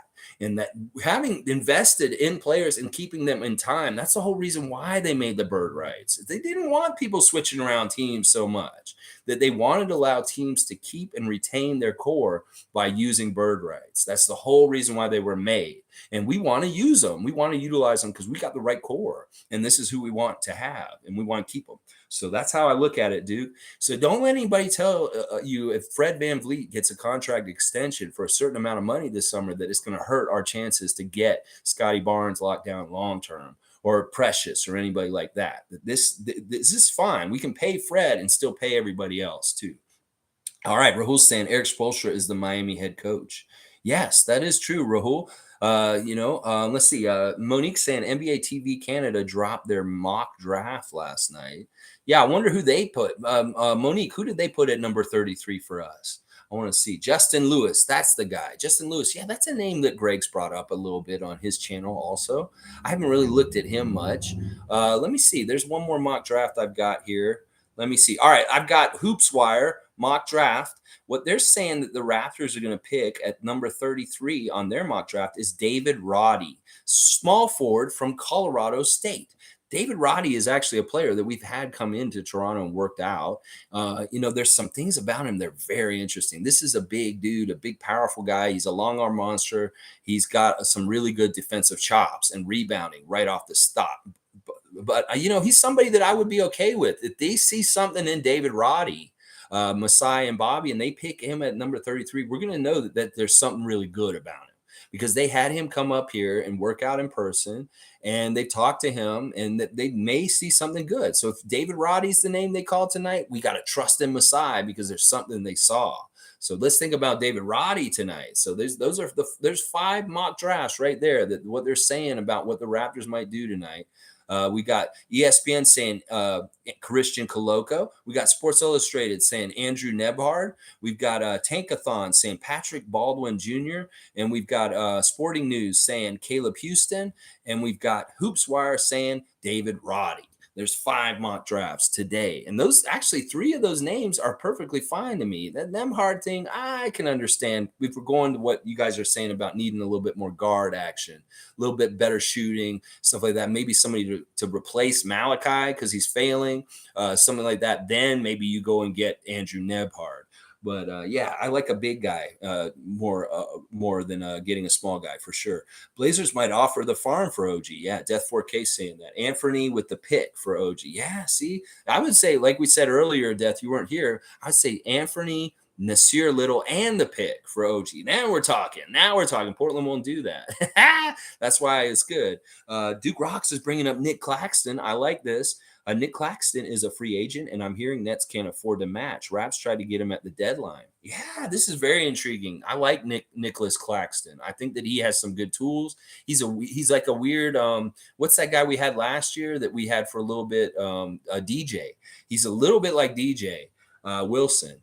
That, like last year we had DJ Wilson or Miller. Or I forget his last name. I think it's DJ Miller or Wilson. I'm not sure. I always forget his name. He's a similar kind of player, but maybe a little bit better. Like a much better player. This would be the kind of guy we'd get instead of Mo Bamba. We're talking about getting Mo Bamba or somebody like that. Well, why don't we get Nicholas Claxton? Claxton is a pretty good, solid guy, and I'd be okay with us acquiring Nicholas Claxton because the Nets aren't retaining him. Oh, yeah, I'd be okay with it. Seal approval from the Raptor Freak for Claxton. Monique saying, guys, I've been high on Kai Soto, Coloco, Houston, Justin Lewis, Jalen Williams, or just Julian Champagny in camp. All right. Monique's list is lining up a bit with mine. Kai Soto, Coloco, and Houston. Those three are my favorite three, honestly, in this draft. We're really figuring it out today on the think tank. Soto, Coloco, and Houston. Those are my three favorites right there, and they jive with Monique's list. Here, okay, here we go. Here's Tom Duke's Raptor Rebus of the day, number 33 on TV. He's going to be getting filmed. Peanut Planners, Peanuts guy is there. Bullseye, celebration, toot the horn, 2023, fire, fire, fire. Yes, I see what Tom Duke has said here. I understand the rebus language of Tom Duke. And what he is saying here is that the number 33 pick is going to be fantastic. It's going to be a bullseye pick by Bobby Webster. And we're all going to celebrate like it's 2023 championship Raptors, and it's going to be on fire. Yes, Tom Duke, I have the skills to interpret your language. Shane is saying, in all fairness, and OG being all defensive, the man has missed at least 20 games in his first full seasons. He'll get his accolades if he stays healthy. Okay, yeah, all right, I get what you're saying. That is a good argument, Shane. That's fair. If the man played more games, but what? Wait a second. Didn't Matisse Thybulle not play a whole lot of games this season? That logic is interesting, and maybe it only applies to the Raptors. And then other teams can have players get hurt and still make the defensive team. That's what I'm saying, Shane. It's not fair. OG should have gotten at least some recognition, at least a second team or something like that already. That's a travesty. The way this man has shut down LeBron James, Trae Young, different people in his career so far, it's a travesty that OG has not gotten any defensive team accolades in the NBA in the 5 years, even with missing games. There's somewhere in there he should have gotten some, because he has had at least one healthy season. Maybe he averages around 60 games a year. But listen, I'm telling you, Thybulle didn't play a whole season this year either. And he's got all these defensive accolades from the NBA and stuff like that. So Monique saying, I've been high on Mo Bamba since the beginning. Yeah. Mo Bamba is a name that if he's on our team next year, I'll be very happy. But it's looking, like I said, more than like he may be trying to go with the Knicks. That he's from New York and he wants to go to his hometown team and play with Donovan Mitchell in New York. That's what they're trying to orchestrate this summer. Lolita is here. Good to see Lolita as usual. I know it's business, but I really like OG and Boucher to stay. Their potentials are still untapped. What do you think? I think you're right. I think that Boucher is kind of where he's going to be. Like he can hone his craft as a veteran and get better, and like his role as a role player on the team. Like maybe he gets a little bit better at being more physical, rebounding, like even better on defense and stuff like that. But OG's different. OG's about to bust through. That's what I'm saying. Like he could have happened this past season if he had not been hurt so much. That he's about to bust through. We saw signs of it. Like there were games where he absolutely took over and he looked unstoppable, like Pascal. And that this could be this year that it happens. And this is part of the reason why all these crazy talk is going on. Is they see the future. They know it. It's like a sure bet. And all these teams want to come and get the spoils that we worked towards and built with him on our team. They want to come in and swoop in and get the spoils of him elevating his game to the next level. Now is what's happening. This is all what it is with Portland right now. And I agree, Lolita. The OG is we need to just keep him. Bobby, the way I say this to me right now, what I'm saying, it just makes too much sense for you to keep OG, to keep him here in Toronto no matter what, because he's just about to blossom. We know he is. Leslie's here also. I like to see Leslie as usual. I love the fact that the Raptors organization really does their homework. Toronto creates Cinderella stories. Yes, Leslie. This is why we can trust in them. Like if I was a fan of another team, I would be a little sketch on our GM. I've been the sketch about our GMs in the past for the Raptors, like Rob Babcock and Brian Colangelo. You couldn't totally trust these guys to make good decisions. And this is just a beautiful luxury of being a Raptor fan, is that you know that your management it has a lot of they are not inept, that they know what they're doing, that they have a very sound strategy, and they're smart men that know what they're doing with conviction. And that is really a nice luxury to have as a fan. That like other teams, they don't totally trust their GMs. They're like, you're kind of an idiot. And we have a track record and a pedigree with our GM. and stuff like that. So David S is saying, I agree, Lolita. If we lose Boucher, it's over. I don't know if it's over, David. I mean, we could get somebody like Mobamba that kind of could fill in his spot and stuff like that. But it's the kind of thing where he's just a good fit. He's a culture fit. He's a fit as a person. We love him. He's a team favorite. This is what I'm saying. The Raptors, unlike other teams, may not totally be looked at as a business. That our organization is a family, and that when you don't bring people back or you trade people, that's like trading a family member away. And that other teams may be like, yeah, we don't care, we'll trade anybody. They don't have that personal connection with their players like we do, and that may be a strength and a weakness towards the Raptors. But I think of it more as a strength because it makes more loyalty in your organization. And we're not going to do Chris wrong. Like if Chris is going to get some big money, he wants to go get it somewhere else, then go ahead, Chris. But if you want to stay with the Raptors and continue to build what we're building here and do what you've been doing, you can hopefully that we will match a number with you and you will be back. So, all right, let's see. Monique's agreeing with Lolita. Oh, Tom Duke wants an impression. Oh, we haven't had one of these in a while. All right. Baby Candace watching the draft, and her favorite pick is chosen by our front office. Oh, my gosh. Tom, you're telling me to impersonate a 1-year-old child? Well, if I do this realistically, it's going to be like this.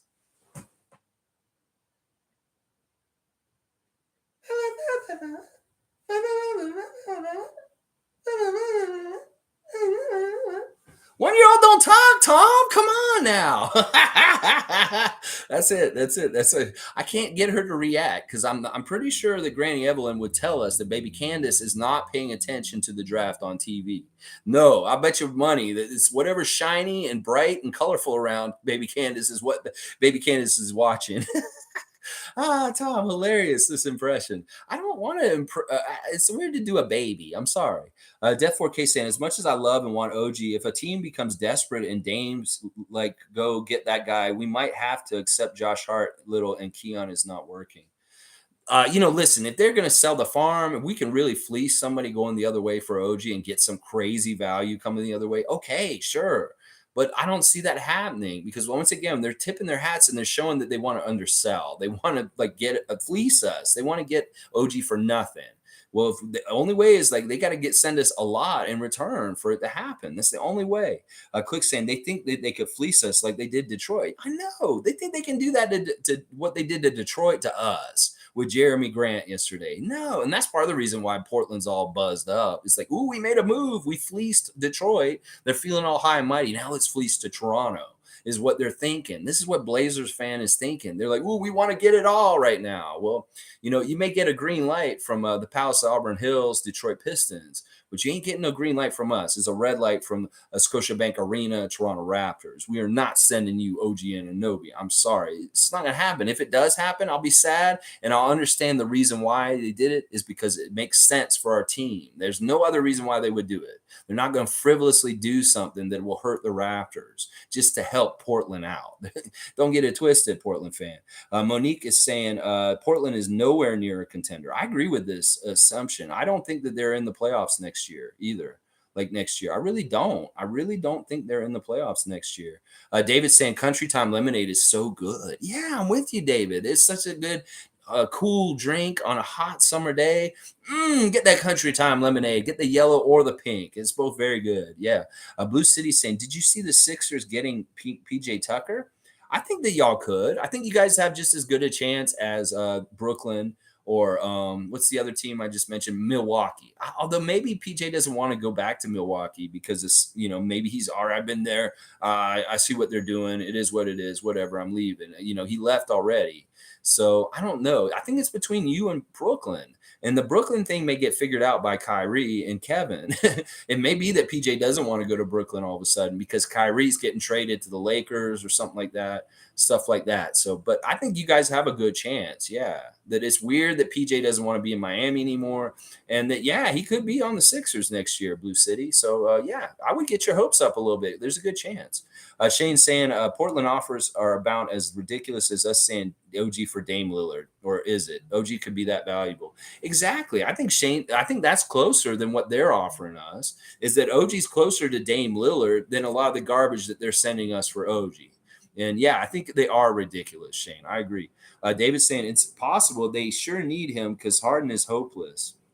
Yeah, I think that Harden is. It's weird. It's like shuffle these weird Kyrie, John Wall, James Harden, Bradley Beal, Russell Westbrook. All these guys have really huge contracts and they want to move them. Well, maybe just shuffle them around a little bit, do a little carousel and move all these big contracts to new places and see how that happens and how that works. And I think that Philadelphia is shipping James Harden out if they can this summer. That would be really smart. I'm going to say that over and over again. If you guys can get rid of James Harden, you'll be a better contender next season. I'm going to say it. Yeah. Tom Duke saying that Shane Waters agreed. Blue City saying this is just my opinion, but the 2020 NBA draft was way more exciting than 2021 NBA draft.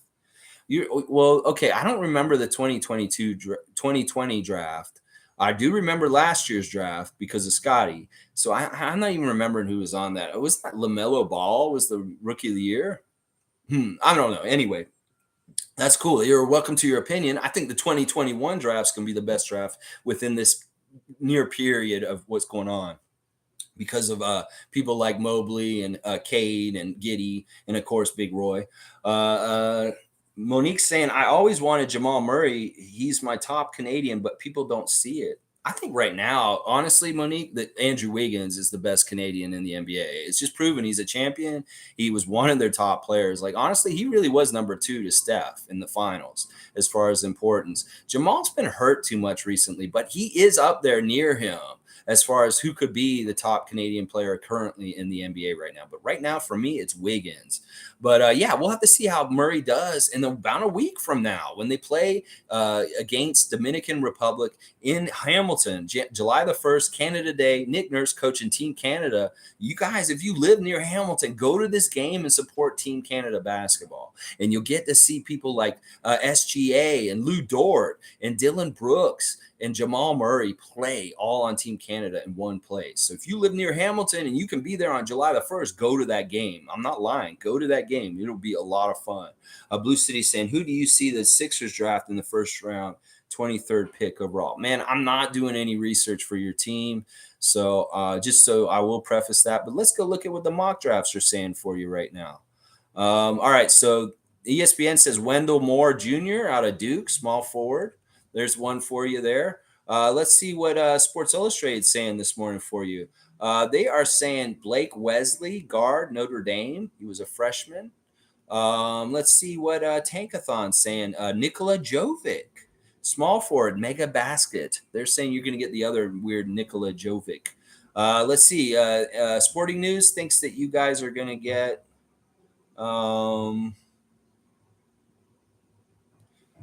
Kennedy Chandler, Tennessee. He's a guard also. And then finally, Hoopswire says Kennedy Chandler also. So it looks like 2 of these people are thinking Kennedy Chandler is who y'all are going to take at 23. There you go, Blue City. Just looking at 5 mock drafts. I don't know. I have no vested interest. I have not researched the 23 for you guys at all. Tom Duke is saying, oh yeah, she liked the impression. I don't know, Evelyn, if that was a good impression of baby Candace. I've never met baby Candace. I'm just going to go by what I know about 1-year-old babies. Death 4K saying people need to understand trades are the biggest way a team like Toronto gets better. They need to maximize on fleece trades. OG is not untouchable. Trust Bobby Masai. Okay, I see what you're saying, Death, and I agree that this is kind of how we did the leap and the jump to make the championship. That Kawhi was that kind of a leap and a forward leap into the unknown that we did, and we really sacrificed a lot with DeMar DeRozan. And I kind of agree with this, but it's also like really knowing when to strike and what is more of a sure thing for sure. And yeah, I agree with what you're saying, but also I think that the margin for this happening is very slim, and that everything has to line up exactly right, and it has to work. And I don't necessarily see it right now, especially from Portland. Like Portland's the end of things from coming from Portland. I don't like anything they've got for the most part, other than Simmons or whatever. Def 4K saying Fred getting the max would be the worst contract decision ever. HR needs to earn that money and did not improve at all. He's a max caliber player. Also, he's 28. He's just got another contract. He should not get another.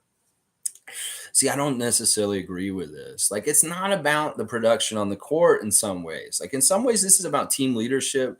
In some ways, this is about continuity. In some ways, this is about paying the man what he's already made. Like, in some ways, like sometimes the Raptors pay guys for what they've done ahead of this instead of what they're going to do before. And I understand why you think that it would be a mistake. I don't think they'll pay him max money. Like he's not going to get exactly the max of what he can get. I think that he'll get a fair amount that is worth his time and money for being on the team. But I mean, I understand why people think this, but I totally disagree with this. I think that Fred is a good investment. That we're still have a recency bias because Fred was hurt in the second half of the season this past year, and that you think that he's garbage, but he's not. We got to understand when he's fully healthy and he's running on both wheels, he's one of the best point guards in the NBA.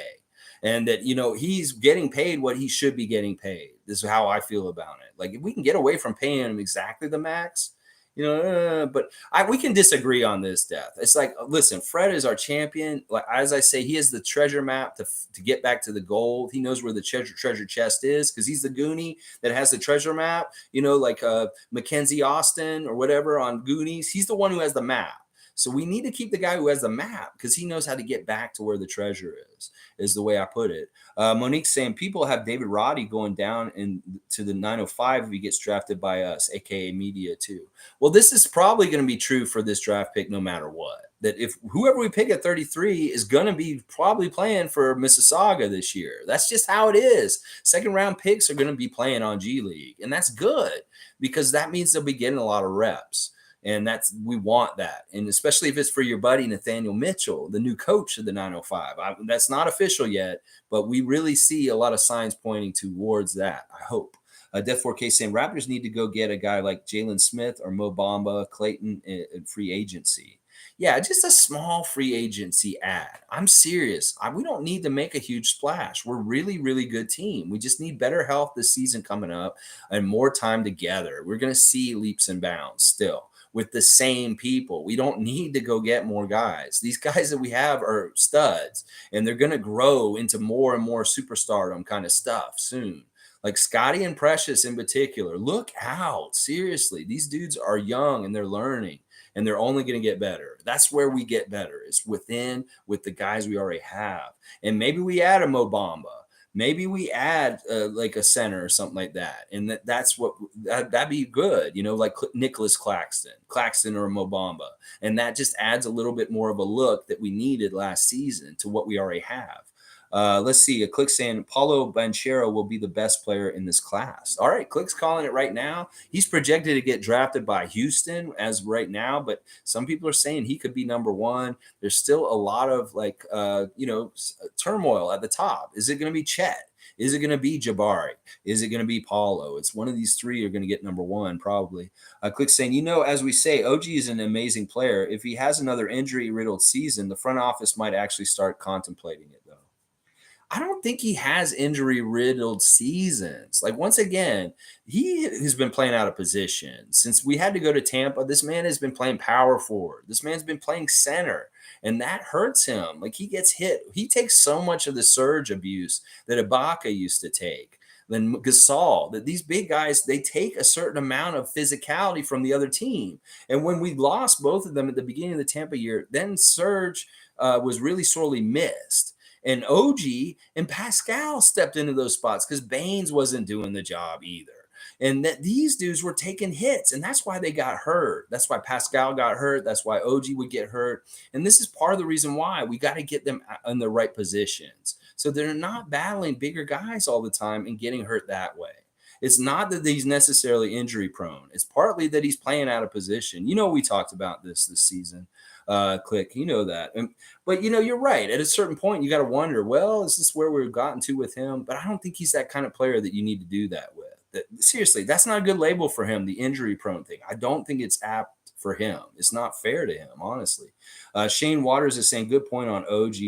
But where all defensive team. Why was I trying to defend idiocy? No, that's all right. You're giving a good point. But you do have to be healthy to win awards and get contention. That's the whole reason why Pascal didn't make the All-Star team this year, is because he missed the first month of the season and they discounted him for that. And that's why they put people like Jared Allen and LaMelo Ball on instead of him. So yeah, he's just trying to make it all make sense. I mean, Shane, we can't even try and make this whole world make sense at this point. Everything in this world is crazy and messed up in some ways, but we keep on keeping on. That's what we say. Click saying Blazers don't even know how Dame will come back. I know. And Dame is iffy on whether he's fully committed to the Trailblazers franchise. If I was him and CJ's gone now, I would be like, I don't know if I really want to be here. I've been here a long time. I've been very loyal. I've said that I've wanted to be here over and over again. But you know what? This is kind of getting tired and old. The recycling of players around me over and over again, and the just not getting anywhere in the playoffs. Isaac's here. Good to see Isaac Campbell. For an early second round pick, I think Raptors should select Ismail Kamagate. He looks like a nice raw development piece, rim runner, light on feet, plays multiple positions. That is a name that I had not brought up yet, and is actually the fifth person who is on my list of who I like. I forgot about Ismail. Yes, he's a French guy, I think.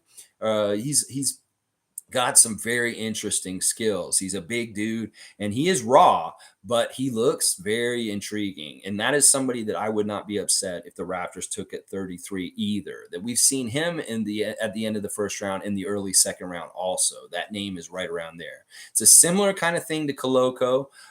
These guys, they're both centers and kind of similar in some ways. Baby Evelyn, Granny Evelyn saying, guys, baby Candace loves watching basketball games. Okay, so she does watch basketball games, but she doesn't speak yet. So I don't know, like, unless she is speaking already, like Tom, I can't do an impression of an infant that is not speaking yet. I'm sorry. I'm a realist when I do my impressions. Blue City saying, what was Danny Green like before he won the championship with the Raptors? Danny was here for only one season. We really enjoyed having him here. He was really involved with our community. He did the Green Room podcast here with Harrison Sanford. That was always entertaining and fun. He was a good citizen. Like, honestly, he's one of these guys who was on our team for just 1 year, but we love him here in Toronto. It's like Bismack Biyombo, same kind of thing. Danny's a good dude. He's a good dude. We like him a lot. He's always going to have good standing here. And I can tell that he really enjoyed Toronto when he was here, that he liked this city a lot. And he's always going to be cool here, even though he played for the Sixers this year against us in the playoffs and stuff like that. But he's always going to be cool here because he's a Toronto Raptor champion. And yeah, we love Danny in Toronto, but he was only here for 1 year. He's really a lot like Kawhi. He's a mercenary. And he's been jumping around from team to team, just collecting championships. He's got 3 now. Monique saying, can we end the OG chatter already? Yes. After the draft tonight, hopefully it'll all go away, Monique, for the most part. Blue City saying, oh, Tyrese Maxey was part of the 2020 draft. Okay, that's why you're biased for 2020. Yeah, he was a great pick, honestly. And maybe he should have been Rookie of the Year. Did you guys hear the breaking news that the Sixers owner is selling the team? Yeah, there's different owners selling different teams and stuff like that. I did hear about that. And Blue City's also saying, question, how many Toronto sports teams do you guys have, if I might ask? Well, we have the Jays and we've got the Raptors and we got the Leafs. So we got three of the major sports. We don't have an NFL team, and that's it. So we got 3 major sports teams. We got the Toronto Argonauts also, and we also have Toronto FC, which is a major league soccer team. So, but out of the 4 major sports, we have 3 teams. We're just missing the football team. Blue City saying, even though you're a Raptors fan and I'm a Sixers fan, I have mad respect of what you're doing with your channel. Keep it up. P.S. I'd better be seeing you working for the Raptors. Man, Blue City, man, such kind words. Honestly, I really appreciate that. Honestly, this is weird. Like, I really made this for Raptors fans. And if other fans of other teams enjoy my content and what I'm saying and find an interest in my commentary and views, I really appreciate that. That means so much. And I like that you've stuck around. And once again, this world is so divided. The fact that we can bridge all kinds of gaps of understanding and togetherness in the world that's trying to divide us is so important. In fact, that may be the most crucial fight that we fight as humans in the next near future, is that humanity needs to unite and be together while the powers that be try to divide us against each other. We got to stop that. We got to get back together. And Blue City, such kind words. Man, if I worked for the Raptors someday, hey, that'd be cool. That's always been a dream of mine. I did work for them technically. So I've already kind of worked for them technically. So MLSE, I've been on their pay before, but that was as a concessionaire. Death 4K saying, if you guys like Brogdon, DeJounte are not max money. Neither is Fred. Giving him money will inflate his ego. He's not someone who can play pass first like Lowry. He's very selfish and takes bad shots. I'm not gonna agree with this, Death. Fred is not a selfish player. I know that his style of play makes you think that. Listen, this is the thing. What Fred was doing this year is that he has a responsibility to keep this team steady. That's why he's steady Freddy. So when the team's struggling, he's the one who has to step up and start making the shots. And this year, there was way too many times where he had to be the end all be all bottom of the line. He was the guy who had to absolutely be the one who stepped up. So it made it look like he was being selfish. This man is not selfish. You got to understand this. You may read his body language, the way he walks around. You may think he's arrogant, but he's not, dude. You got to understand. He has to have a certain kind of swagger because of who he is and where he's came from. And that, listen, he said it in interviews already this summer. He's going to take a back seat to help the other young guys grow and take more and more responsibility. He doesn't necessarily want to be the guy who carries the Raptors on his back. That he's ready to relinquish some of this. It could be very much like what Kyle Lowry did in his last couple of years with the Raptors. You saw how Lowry kind of faded out on being more important in the offense. This could be a very similar thing with Fred. And understand this. He's a real one. He's a lifer. He wants to be on the Raptors for life. And I 100% agree and want him on the Raptors. That there's so many good things about him. You've got to understand his path and how hard he worked to get here. And then if we're talking about if a number 33 pick tonight comes an all-star, Bobby Webster says that's great value. Like that grew into something fantastic from the second round pick. Well, just think about what we grew from an undrafted player that we discovered and brought in and all the things that Fred has done in his career. We get all of the benefits of that the longer Fred stays on the team. And that this man deserves this money because he works so hard. He came from being a 15th man, a G League player, a non-drafted player, to where he is now, an all-star and all this. This man is a real one. He's a baller. He's the kind of player you want on your team because he came from nowhere. And everything he does is value for the Raptors because he was undrafted. Think about it from that perspective in some ways. So we're paying him money that he deserves and that we can afford to pay him. Stop thinking from a scarcity mindset that if money goes towards Fred, it doesn't go anywhere else to other people. As Greg put it this week on his video, you're thinking about it from the NHL standpoint. That the NHL has a way with their players and their salary caps that if you invest in players, you can invest in other players. Well, that's not the case with the NBA. It's a different kind of system. You can invest in a player like Fred and still have enough for everyone.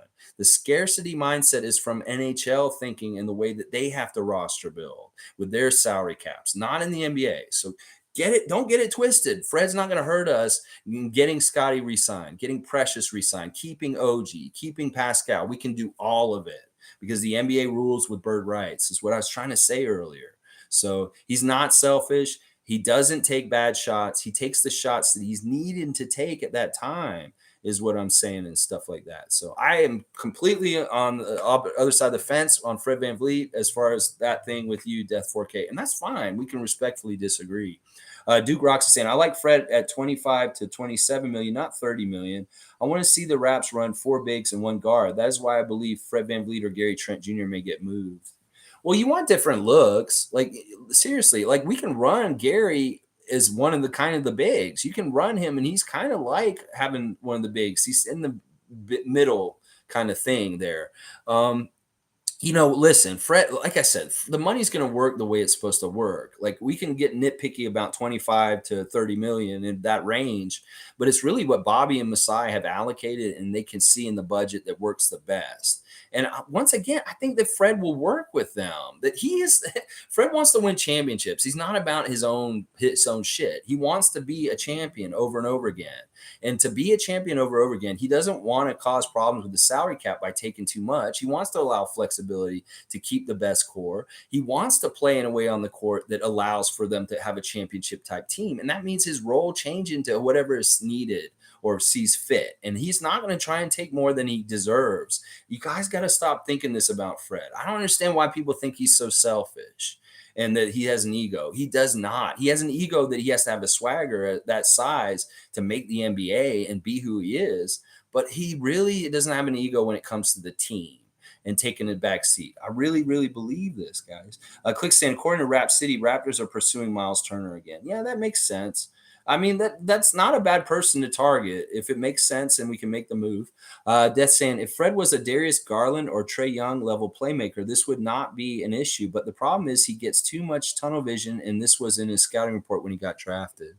Yeah, I won't disagree with this. His passing isn't as good on the same level as some of the guys you just mentioned. But what if he does this? Like we're saying, what if he's off the ball this year? What if he's not even the guy who distributes the ball? What if he's just an option to catch the ball and shoot it? And we got other guys that are passing the ball around. That is what I'm saying is Fred has already tipped his cap that he's willing to do this, that he may not be a normal point guard this season. He may be really being back to being that shooting guard kind of point guard that him and Lowry would bounce back between when they were playing together. Like one of them would be the point guard, the other one would be the shooting guard, and it would flip. Well, what if he's mostly the shooting guard and Pascal and Scotty are the point guards? That's what I'm saying, Death. This dude's flexible. He's willing to do the role that takes for them to win championships. I keep saying that, and it's the truth. Blue City saying, are you going to do an NBA 2022 draft watch party live stream? Nah, I won't do it. I'll just react tomorrow. I don't think that would be exciting. There's really only one part that's really interesting for Raptor fans, and it's when we pick. And I don't want to sit around and wait for it and just bullshit for a time. It's really what I'm doing right now is really my lead up for the draft. And tomorrow I'll have my freak out about who we drafted. Yeah, tomorrow 9:30 a.m. we'll go over who we drafted and talk about. And then just a programming note for Saturday, we're doing the Share the Love Club Thaddeus Young. It was Thad Young's birthday this week, and it was also Father's Day. So I feel like we should do Share the Love Club Thad Young. And Philadelphia fan, you would want to get in on that because you have a lot of love for Philadelphia, from Philadelphia for Thaddeus also. So Saturday, this is your programming note. Tomorrow, freak out on the 33rd pick and who we select tonight. And then Saturday morning, Share the Love Club, Thaddeus Young, y'all. We're going to talk to Thad. All right, let's see. Death 4K saying people who are saying Fred needs the $30 million a year contract and be same level as Siakam don't watch basketball. Fred needs to take a salary cut like Duncan. He was given his chance in Toronto to improve. Fred's still improving. I don't understand why you think he's not getting better. He's getting better in ways that are intangible in some ways. He's getting better as a leader. He's getting better as a person that's trying to figure out what's best for this team and how he can mold himself to be more like that. That is exactly what he's working on this summer. He's working on getting his knees back, strength, and healthy. And then he's thinking about in his mind, like, what is it that I can do the best to help the Raptors win their next championship? That is solely the one thing he thinks about. And it's not about, oh, I need to score 25. I need to get 10 assists. He's not worried about his personal stats. But I do agree with what you're saying about Duncan and his salary cut for San Antonio to allow people to stay. And don't get it twisted. Fred's already done this. He did this on the last contract. He made his contract in a way that we could get the Supermax on Giannis at that point if we were going to get him. So Fred's very much a team player with his contracts and trying to make it work with Bobby and Masai. In fact, I would bet that they really talk about it to the level where, like, well, listen, Fred, if you take this much money, it'll allow us this much flexibility to go after a free agent and stuff like that. And Fred will be like, I'm all for it. I'm for this. It's better for the team. And that's that and stuff like that. I don't think you guys, I don't understand why Fred gets painted with such a picture of being a selfish person.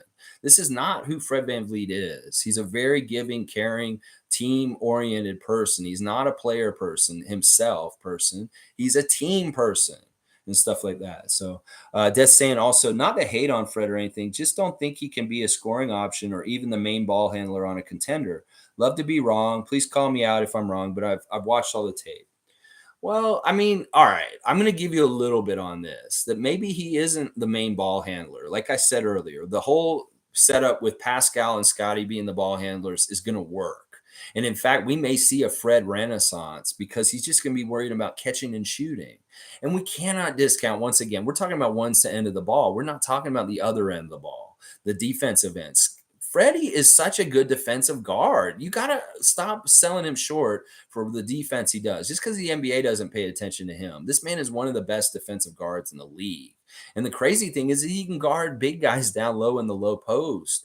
And he's just like really good at stealing. He's very savvy. So that on its own, the defensive side of things with Fred, he's an amazing defensive player.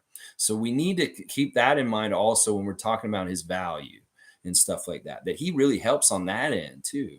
Let's see. Def 4K. Portland thinks Dame is on Curry's level.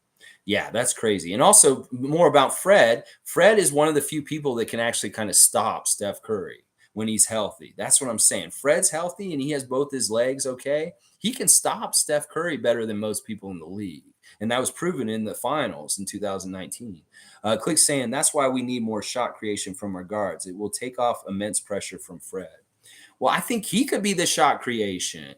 That what I'm saying is that like he just needs to get the open spot and they need to find him when the double collapses on Siakam or something like that. Siakam's in the low post, he's making his spins, he sees second defender come towards him, Fred's open on the outside, he just passes to Fred. Fred's got an open shot, he hits it. See, Fred could be the answer to part of our problems right now is that we need better jump shooters. We need better three-point shooting. Hello, Fred VanVleet. What if he just concentrates on that more? That he's the guy who takes the shots. With him and Gary are taking the shots. That would be huge.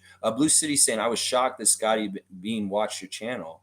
Listen, he doesn't really watch this channel, but he knows about it. I'm on his Twitch all the time, Blue City, and I'm talking to him directly. He knows me now. He knows my name, obviously, because he shouted me out. He's saying, Raptor Freak, I know you've been here. I've seen you. And I'm like, wow, Scotty just said my name. I'm like, wow. It really was like kind of, I'm fanning out here right now real quick. But yeah, I don't know if he's watched it. He may come in here and sneak a peek or something like that. I hope he likes the work I'm doing in here, trying to fight the good fight, the information war for the Raptors, the positive information war for the Raptors, and shooting down OG trade rumors and stuff like that. So let's see. Click saying every time I get notifications on Score app, I get scared. Yeah, it's that kind of time of the year. It's like you don't want any news is bad news. You don't want to hear any news. Just keep it all quiet, real quiet on the Western Front. We don't want to hear any noise, and we just want to go through the day, pick our number 33, and just keep going with our nucleus. Blue City saying there's nothing wrong with disagreeing, just don't be toxic. Yeah, I agree with this also. It's like, listen, we have a rule in a Facebook group that I administrate on there. It's like you don't attack the other person. You attack the ideas that they have, but you never get personal. You don't get it on a personal level where you're putting them down or insulting them. It's more about keeping it on the subject that you're talking about with the person, and you're just working towards how you feel about it and working your opinions out with each other. And it's not like that's where it gets a problem is when people just like go right to like insulting or putting somebody down and stuff like that. That's the bad part. Dev 4K saying if a player gets 30 million like Fred will, that's 20% the cap. Siakam is 35-ish million because all the NBA is, which is fair. Trent, Achua, OG all can't get 20 plus, not to mention Scotty's max. We don't have cap. This is not true, Death 4K. You got to understand what we're saying. These players were drafted by us. These players are homegrown. The NBA has made the bird rules. This is exactly what the Golden State Warriors have done, and the reason why they can keep their championship core together for 8 years over this time and have their young players and keep them too. How are they able to do that? How is a team like Brooklyn able to spend so much money and have so many like future Hall of Famers on their team? How are the Lakers able to do that? It's because they have their salary cap in a certain way where they go over. And we can go over it, and there's nothing wrong with that. Like if we have our core and we like our players and we're working towards successful things in a championship, Larry Tannenbaum will pay over the cap and pay into the tax. He has no problem with this. And that the money for Scotty, it was allocated for Giannis already and stuff like that. I know you're doing math and you're trying to figure out our cap, but it's not that simple. That there are allowances that we can buy and pay over into for these guys you have listed where they can all get their money. Just trust me on this, okay? You got to stop thinking scarcity on this. This is not the NHL, as Greg put it. The hockey is a certain way where it makes fans think this way. And this is part of the reason why Toronto fan is so messed up with the salary cap in the NBA is because they think about NHL salary cap rules and they're not the same. They don't apply in the NBA. We can do this. Just trust me. We can do this and we can keep as many of these guys as we want with bird rights and paying them when we want to and going over the tax. Just trust me on this. Seriously. Monique saying, I'll give Wiggins a little credit here, but Wiggins played well, but it was an all-star. That's why Wiggins won. You can agree or disagree. You know, Wiggins is awesome. Wiggins getting an all-star. Maple Jordan, I'm so proud of Andrew Wiggins, and he has been representing Canada well since this championship. Meanwhile, Klay Thompson's drunk, falling all over the place, losing his ring, losing his hat. He's a mess. Oh, my gosh, Klay. What a mess at the championship parade. Seymour Pape saying, Pistons GM needs to be drug tested. That might be the funniest thing I read today, Seymour. Yeah, I think you might be right. That Jeremy Grant trade is crazy. Blue City saying, my former high school head coach always told me you could be a good leader and a good example, but if you're not winning games or championship, then your leadership does not mean nothing. Wow. Because you're not leading them to what they want is what it is. You can be a nice guy and do all this kind of stuff. Yeah, that's interesting. I don't know what this pertains what we're talking about with Fred VanVleet. I think Fred is that kind of leader and that he's shown that he's part of the leadership that can lead to a championship already. That this dude is seriously, I'm a fight for Fred every step of the way because I know this summer he's going to get so much bad talk from different people. And it's not that I necessarily disagree with Death on some of the stuff he's saying. It's just that it's like he's going to get so much sewering this year, if this summer, if he gets this extension and it's a big amount, people are going to be like, why are we paying him so much? Isaac saying Canada could have another Canadian drafted as top number 10 pick. London, Ontario high schooler Shaden Sharp stock is rising. I'm already amazed at how smooth this young gun is. Yeah, all right, Isaac. Yeah, he's going to get drafted pretty high. There's a lot of good Canadians in this draft. Once again, more Canadian talent coming in. Maybe the Raptors will pick Caleb Houston, number 33, another Canadian, to the Raptors. And if we re-sign Chris Boucher, that'll mean we have 4 Canadians on the Raptors roster this season. That'd be awesome. All right, it jumped ahead. Duke Rocks is saying, I have no issue with Fred VanVleet's ego or selfishness. Not saying Fred VanVleet has to go. I'm going by what Bobby has said all along about positionless. Yeah, well, it does seem like he doesn't fit in with this, but you have to also realize that Fred's grandfathered in. Like he's already a made man on the Raptors. We love him. That once again, like OG and Pascal, there's 3 players on this team that have untouchableness in a lot of ways by Masai, and he said it. It's OG, Pascal, and Fred. These are 3 guys that he super values, and that he's not trying to trade any of these 3 dudes. Seriously, he's not trying to lose any of them. He wants to keep them. And Fred's saying he wants to be a lifer and that he feels like it's a perfect fit, that he means it. And he wouldn't say that if he really thought he was going to go somewhere else or do something else, because that's not good for his free agency. So I think Fred's serious about staying in Toronto and working with us at every step of the way to make it work. And maybe he does something like what we're saying with like Duncan did in San Antonio, and he reworks his contract to help over time. He's that kind of guy that would do that. Trust me. That's saying, all I'm saying is don't give Fred the contract this offseason. Wait for him to earn it in the next year. Max players are not fringe all-stars. They affect team success and playoff seeding.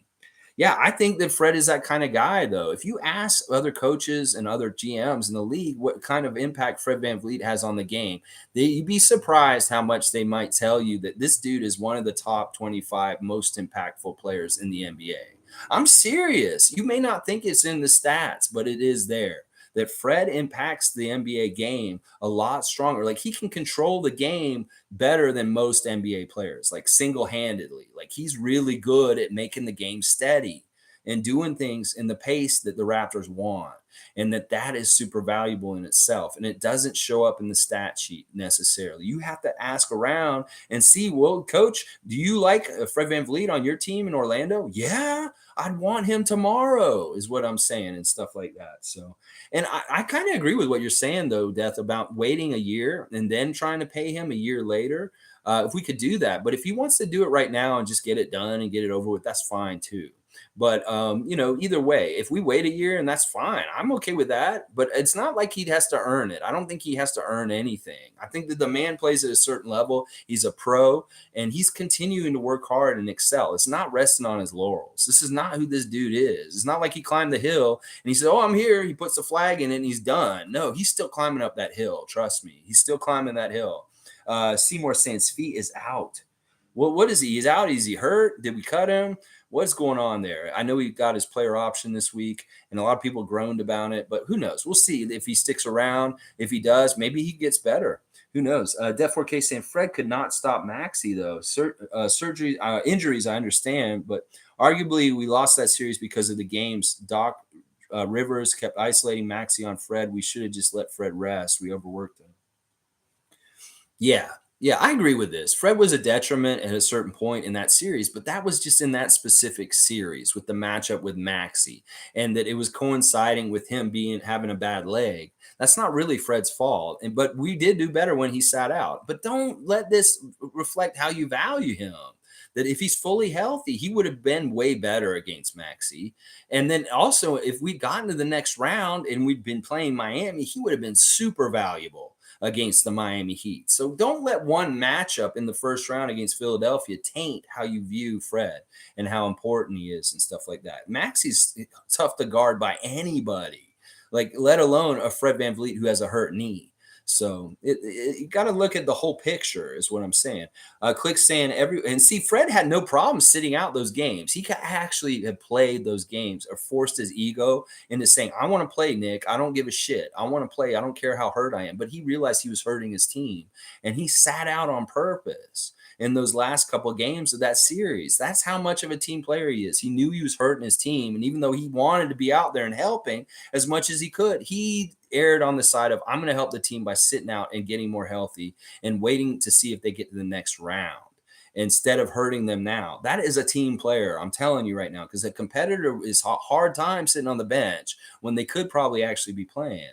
And he could have played in like game 6 against Philadelphia, but he did not. He chose not to.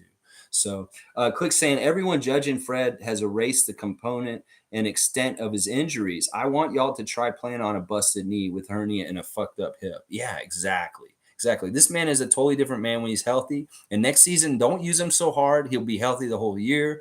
And in the playoffs, he'll be a whole different guy. And it could be next season in the playoffs in 2023. Fred's doing heroic, miraculous things. And everybody's like, holy crap, I wish I'd never slandered him the way that I did, saying shouldn't have max contracted him or done this or done that and stuff like that. That he will pay off again down the road, and everybody will be like, he's so worth every bit of his money. Yeah, every bit of it. Click saying, if we let Fred rest, we don't make the playoffs. We're a playing team. That's right. We had to play him hard to get to where we were last season to get Scotty Barnes a taste of the playoffs, and that Fred was the guy carrying us on his back. For a lot of the season, we had nobody else, and he was the dude who had to do it. It's too bad, but it was how it had to go last season. At Click, that last half of the year, Fred was resting, and we went from 10th to 5th because Fred's usage got lowered, and Scotty was asked to play secondary point guard behind Siakam. Yeah, that's a great development, but listen, Fred was a big part of those wins in the second half of the season, even though he was hurt. Think about what happened was we were losing bad after the All-Star break. We lost to like Charlotte. We lost to Atlanta. We lost to Orlando. We lost to Detroit. Had all these horrible losses right after the All-Star break. And who was missing? It was Fred. And then Fred came back, and boom, we had a 5-game win streak on a West Coast trip starting in San Antonio. And that first game back for Fred was San Antonio. And so don't discount his part in all that. And yeah, sure, shifting the ball out of his hands into Scotty and Pascal's hands may have been a big factor in it. But you got to realize that Fred was able to wanted to make that shift, and that it did help things, and it does show a sign of what's to come in the future. And that Fred won't have any problem with this. Trust me, he doesn't want to work so hard bringing the ball up the court all the time. He'd much rather sprint up the court, get to a spot, and catch it and shoot it. That's way easier for him and his body, instead of having to be ridden on by the other point guard up the court and just harassed by Trae Young and different people like that. Go ahead and give the ball to Scotty. Go ahead and give the ball to Pascal. Let them be the ball handlers. And Fred will stay healthier because he has less of a workload in that way and stuff like that. So that's what I see. And I agree. He got better. The team got better in some ways because of this. And it's not the slight Fred. It's just it became more efficient and better in some ways because of that. Fred over everything. Stop it, y'all. Deserves better. Ignorant, I tell you. Yeah, Monique is sick of this. She's throwing her hands up and saying, y'all just stop putting Fred's name through all the rigmarole like this. That this man is a real one. He's an NBA champion. He's a Toronto Raptor, and that we love him. All right, let's see. Def 4K is saying NBA salary cap is 122 million with luxury tax 149 million. I understand not everyone will get a bag, but I just don't want a bad contract situation. I hope you're right, Lex, but I can't see the math working. I don't think we can go bad with Fred. Seriously, it's not going to be a bad contract situation with Fred no matter what. It's just the way he is. It's just he's always going to provide value, and he's going to be important. Just, yeah, all right. Trust in Masai. Trust in me for this one. All right, Death? We'll see. All right, if I'm completely wrong, I'll admit it later. Like, if we get in a situation with Fred and his contract that's not good, I will admit it down the road and say that you were right, Death. But I don't see that happening. It's just Fred is a certain kind of person. Sonny's saying Luke Kennard is on the block, too. Oh, that's a Clipper. Luke Kennard, he's a shooter, right? He's that blonde guy that shoots for the Clippers. That's an interesting prospect. He's a good shooter. Interesting. I don't know what I would want to trade for him, though. I wouldn't want to give up anything too much. It'd be more like kind of like, can we sign him and just get him for nothing? Click saying, yeah, but if Fred was not playing in the first half of the season, our season would have went to shit. Exactly. There were so many different points where he was carrying us. In the middle of the season, the beginning of the season, and even at parts at the end of the season. There were always times where we could not score a basket, and Fred was the guy who came out and calmed us down and got a basket for us when we had a drought. When Matt Devlin was saying, the Raptors have not scored in the last 5 minutes. Well, who was going and getting that first point to break that drought usually? It was Fred, because he knew how to get guaranteed baskets somehow, some way. And once again, we cannot undervalue Fred's range. Like, he has Steph Curry kind of range that they have to come and pick him up at half court, or he makes them pay with very deep threes. Like, he is one of our best three-point shooters. We cannot get rid of this. We don't have enough good three-point shooting on our team. Fred is absolutely essential in some ways because of that. All right, let's see. And he stretches the floor out towards half court because of his range. And that's really important. Seymour saying, as teams boards finalized today, the 1, 2, 3 of the NBA draft is increasingly firm. Per sources, Jabari Smith to Orlando, Chet Holmgren to Oklahoma City, and Paolo Banchero to Houston. Yeah, that all checks out from what I've heard too, Seymour, as far as things. And it does seem like it's pretty solidly in there. And we'll see if anybody throws any kind of wrench into that order, something maybe Orlando goes off script like we did last season. Maybe they go and get Holmgren or Paolo themselves. I don't know. I don't really care what they do at the top of the draft. Obviously, I just care about what we do, but it will be interesting to see who gets number one. Click saying, some of y'all are so easy to give up on players. It's ridiculous, man. Be realistic. Laugh my ass off. Changing y'all opinions every month. Failing to think critically. I'm with you, Click. It's like, listen, you got a real one. You go with your ups and downs. It's not always going to be sunny times. If you find somebody who's real in your life, in a relationship, go through the good and bad times. And don't try and make decisions when it's the bad times. This may just be a bad time for Fred. Death saying, I vote to wait a year. Giving Fred $30 million right now is something I'm not going to be okay with. Another red flag is if he thinks he's earned based on what he did this year, that's wrong. I'm happy to pay 2023.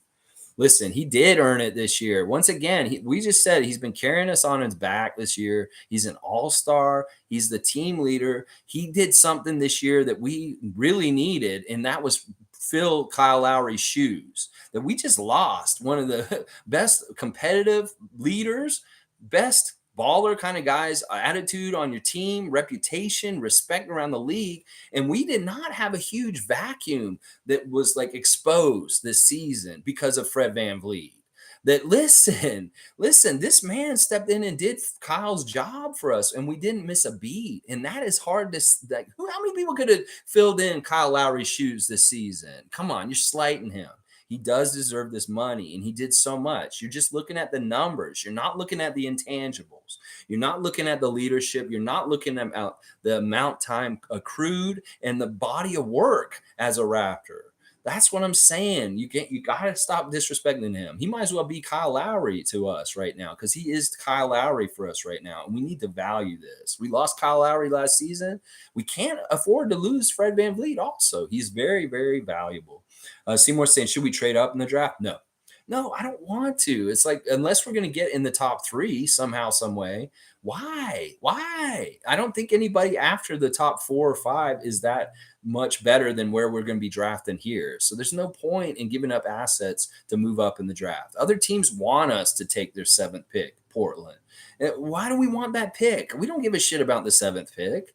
No, I'm really not into this idea of trading our draft pick in any kind of way, whether it's to move up or get to lesser ones below 33. I don't like either one of those deals. We're fine exactly where we are. Sonny's saying, like Masai said, Fred has the heart of a 6'9" guy. Don't count him out as well. I think with less minutes this coming season, like you said, Alexi, he'll be fine in the playoffs. Yeah. Sonny's bringing up exact quote from Masai Ujiri. What? Fred's not 6'9"? Are you sure? Because like the man plays like it. Like Nick Nurse will say the same thing. This man plays bigger than he is. That on defense, if they get switched in the positionless scheme and Fred is all of a sudden on Nikola Jokic, watch Jokic try and make his move where he spins around. He'll show the ball to Fred, and Fred will go bam, and he'll steal it from him. So it's not like he is a detriment down low, even. Like he can get good position because he's very strong. He can hold the center away from the basket just as well as Kem Birch in some ways. Seriously. So it's like this is another way we have a value in him. He's a very strong small guard that can do things. His hands are big and he can steal the ball really well. He's very strong. And that is a hybrid as a player that we need to value. That's not normal in this league, that you have a guy his height that can guard number 5s on the other team. That is not normal. And Sonny is exactly right. And it really is load management for Fred. Like we really need to focus on him specifically. And Pascal and OG too, sure. But those 3 guys really got to watch their injuries and really baby them the whole season so that they feel real good come around April and May. Stuff like that. So Click saying, if Raptor fans ran our team, we would be drafting the first pick in the lottery this year. You know what? If Raptor fans ran our team, Click, we would be like the Sacramento Kings. We would be like the New York Knicks. We would have no direction. We would just be like, oh, it would be the next shiny thing to do and the next, like, whatever. They wouldn't have any kind of long-term goals and plans and stick-to-itiveness. That is the important thing for building a team, is you have to be stick-to-itive. And that, this is not the way to do it when you're talking about getting rid of El Capitan. Laugh out loud from a David. Isaac saying, Fred missed the NBA All defensive team by 1 spot. Guy is a beast. Pound for pound, he's up there. One for hustle and size. Yes. So much intangibles. Listen, other people in this league want Fred too. Trust me. Chicago would love to have Fred VanVleet. Orlando would love to have Fred VanVleet. New York Knicks would love to have Fred VanVleet. Don't get it twisted. Just because they don't give him the awards, he should have been a defensive player on the defensive team possibly. Yeah, this is the thing. He's close to a lot of things, and he just doesn't get them just because he's on Toronto. So let's see. Monique saying, I wear Fred's jersey with pride, and don't forget, Fred's wife sees the hate.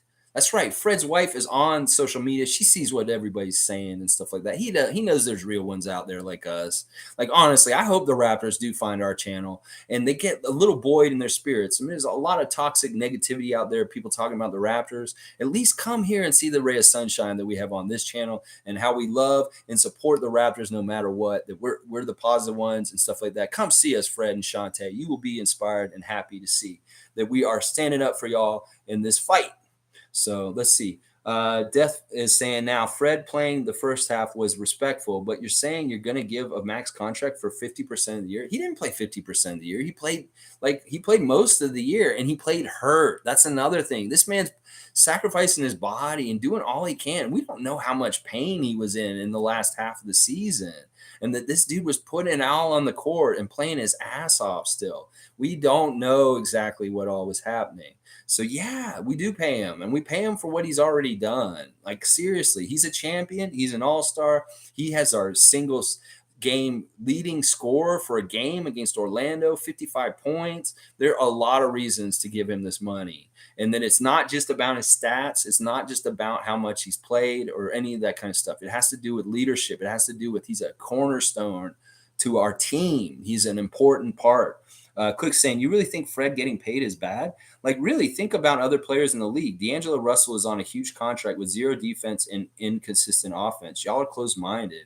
Yeah, I mean, we could start comparing other players on other teams to what they're getting paid, and you're going to be like, wow, Fred is actually on a deal in some ways for what we get. There's so many bad contracts in the NBA right now. Look at John Wall and what's happening with him. Geez, Louise, thank God we don't have any problems like that. This is what I'm saying. Fred's a real one. He's going to show up. He's going to do his best. He's going to work as hard as he can. And that's all we ask of our players. And that's why they get rewarded. He is that kind of guy. Let's see. Death saying D'Angelo Russell is on a near max, and he was also an all-star when he got that contract. See, that's what I'm saying. He did all that, and now what has he done? He's gotten paid. Yeah, see, you want somebody you know is going to work. And that's the best thing about our leaders, Pascal and Fred, is these guys have hit huge heights in their careers, but they're still working to get to higher places. That they don't just get the bag and sit on it and stuff like that, like maybe Russell did.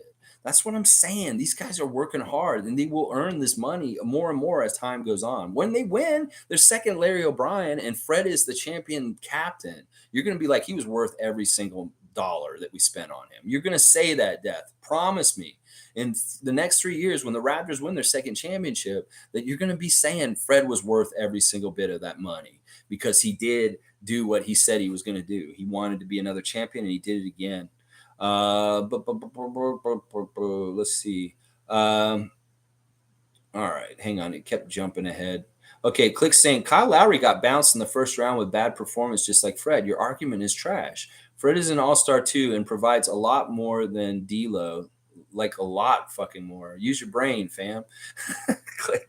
All right, Click. Let's be nice, but yeah, listen, we badmouthed DeMar and Kyle so many times for bad first round exits and different things in the early 2010s. And it really was part of building towards what we're doing, towards a championship. And it was necessary and essential. We don't have to do as much of that this time.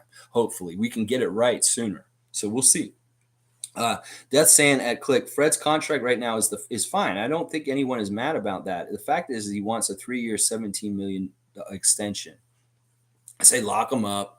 Lock him up. Don't worry about him. He's not going to fall off any cliff or anything like that. He's going to continue to get better. David's saying, what are we even talking about? It's Freddie All-Star. I know it's draft day, and we're talking so much Fred today. Oh, my gosh. So much Fred. Seymour saying, uh-oh, look out. It's a Death 4K versus Click 2 a.m. matchup. All right, so Click saying, we always complain about players not wanting to stay with us. Well, now we have one that does. You can't be cheap. No doubt he's earned it. Exactly. There's another intangible. This man is committed to the Raptors. We may have shat all over DeMar DeRozan after he said he wanted to play for the Raptors for the rest of his career. That was sad. We don't want to do that to players. We want to reward loyalty. And it Clicks exactly right. Like this is, other players look and see how players get treated by the franchises. Like people are seeing how Miami's treating Kyle Lowry right now. And that may be part of the reason why PJ Tucker wants out.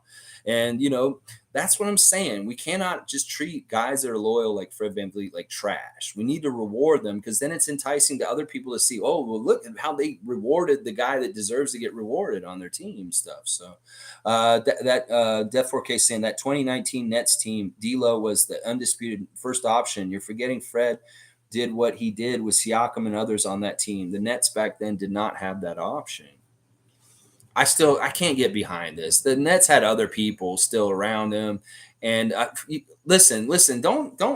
Fred does a whole other kind of different leadership than Siakam. Siakam does a leadership in his play. Fred does a leadership in the back Fred does a leadership on the bench. Fred does a leadership on the court that's much more active than Siakam. That he is our captain. He is a guy who is able to get guys into the right mindset in the game and get guys ready and to give them good leadership. That we cannot discount this stuff. There's so many intangibles we have to look at seriously. All right, like Fred got here out of the mud. That resiliency and character does not go away. It's a part of him. This is it. Right. That's right. This man made himself from nothing into something. And that is enough to reward him for that. He's doing things as an undrafted player that nobody else has done other than Moses Malone. And when you're in the same context, same sentence as Moses Malone, I'm sorry, you give him money. That this man is a special player. He's very important to our team. We can't discount this. Quick saying, you're wrong. Karis LeVert and Dinwiddie were better than D'Lo. They just got injured. Yeah. Well, all right. I don't want to get too much into this Death versus Click matchup. Y'all both got good points. Seymour's right. Death saying Karis LeVert and Dinwiddie are not all NBA talents and Rookie of the Year. Yeah, we're getting into semantics here. Click saying D'Lo struggled early in that season getting minutes. He started playing better when both of them got injured. He started getting more touches. Same way Fred got more since P. Skills was out. And Fred is way better than D'Lo. I would say this. Fred VanVleet is way better than D'Angelo Russell. Fred VanVleet is better than Gordon Hayward. Fred VanVleet is better than a lot of players out there that are making more money than him. I know that if we invest in him, we'll get more in return from him than some of these other teams are getting from their albatross contracts that are around their necks. This is safe investment. Just trust us. Trust in Bobby. Trust in Masai. Trust in Raptors Freak. Trust in Click. Oh, yeah. Just saying, all I'm saying is a 3-year, $117 million should be considered heavily before paying out.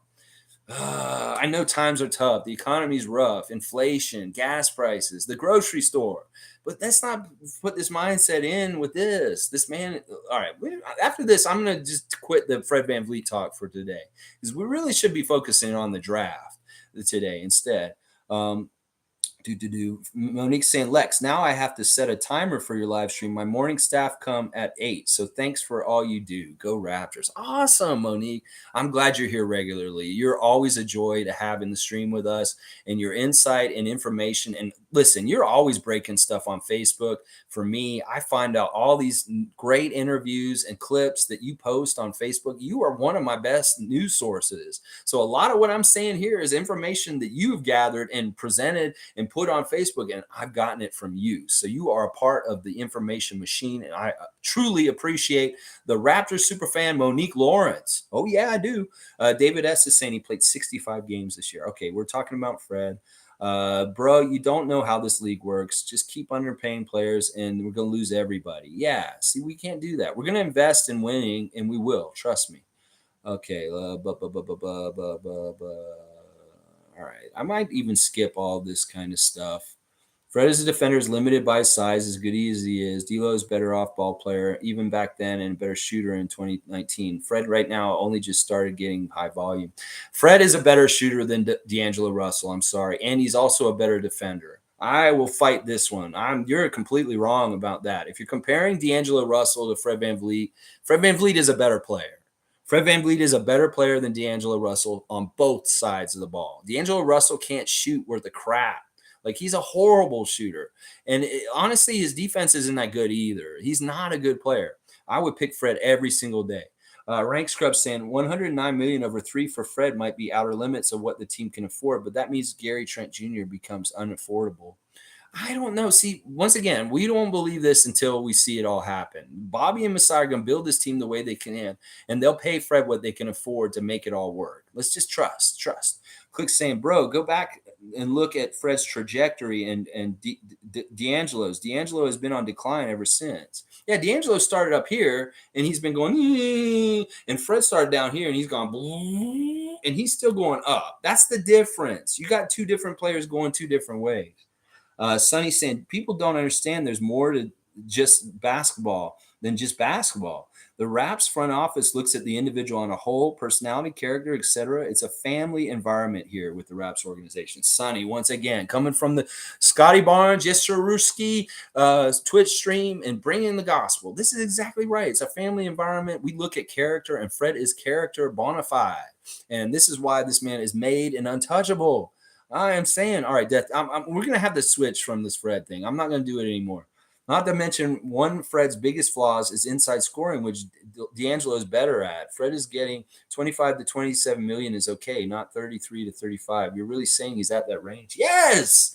Yes, he is. Listen, don't talk about this stuff near the basket. He can finish near the basket when he's healthy. He's really good at circus shots and finishing over big guys. It's just he didn't look good at the end of the season because of his injury, and he couldn't do that.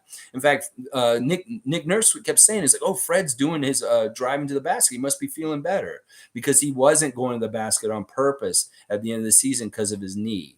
And stuff like that. You have a short memory. You have to realize who Fred VanVleet is when he's truly healthy. Just seriously, please wait until the beginning of the season and see what Fred starts doing and stuff like that. Click. You just proved my point. After getting that contract, he did not improve. That's why you consider not giving the contract. Well, that's a different person.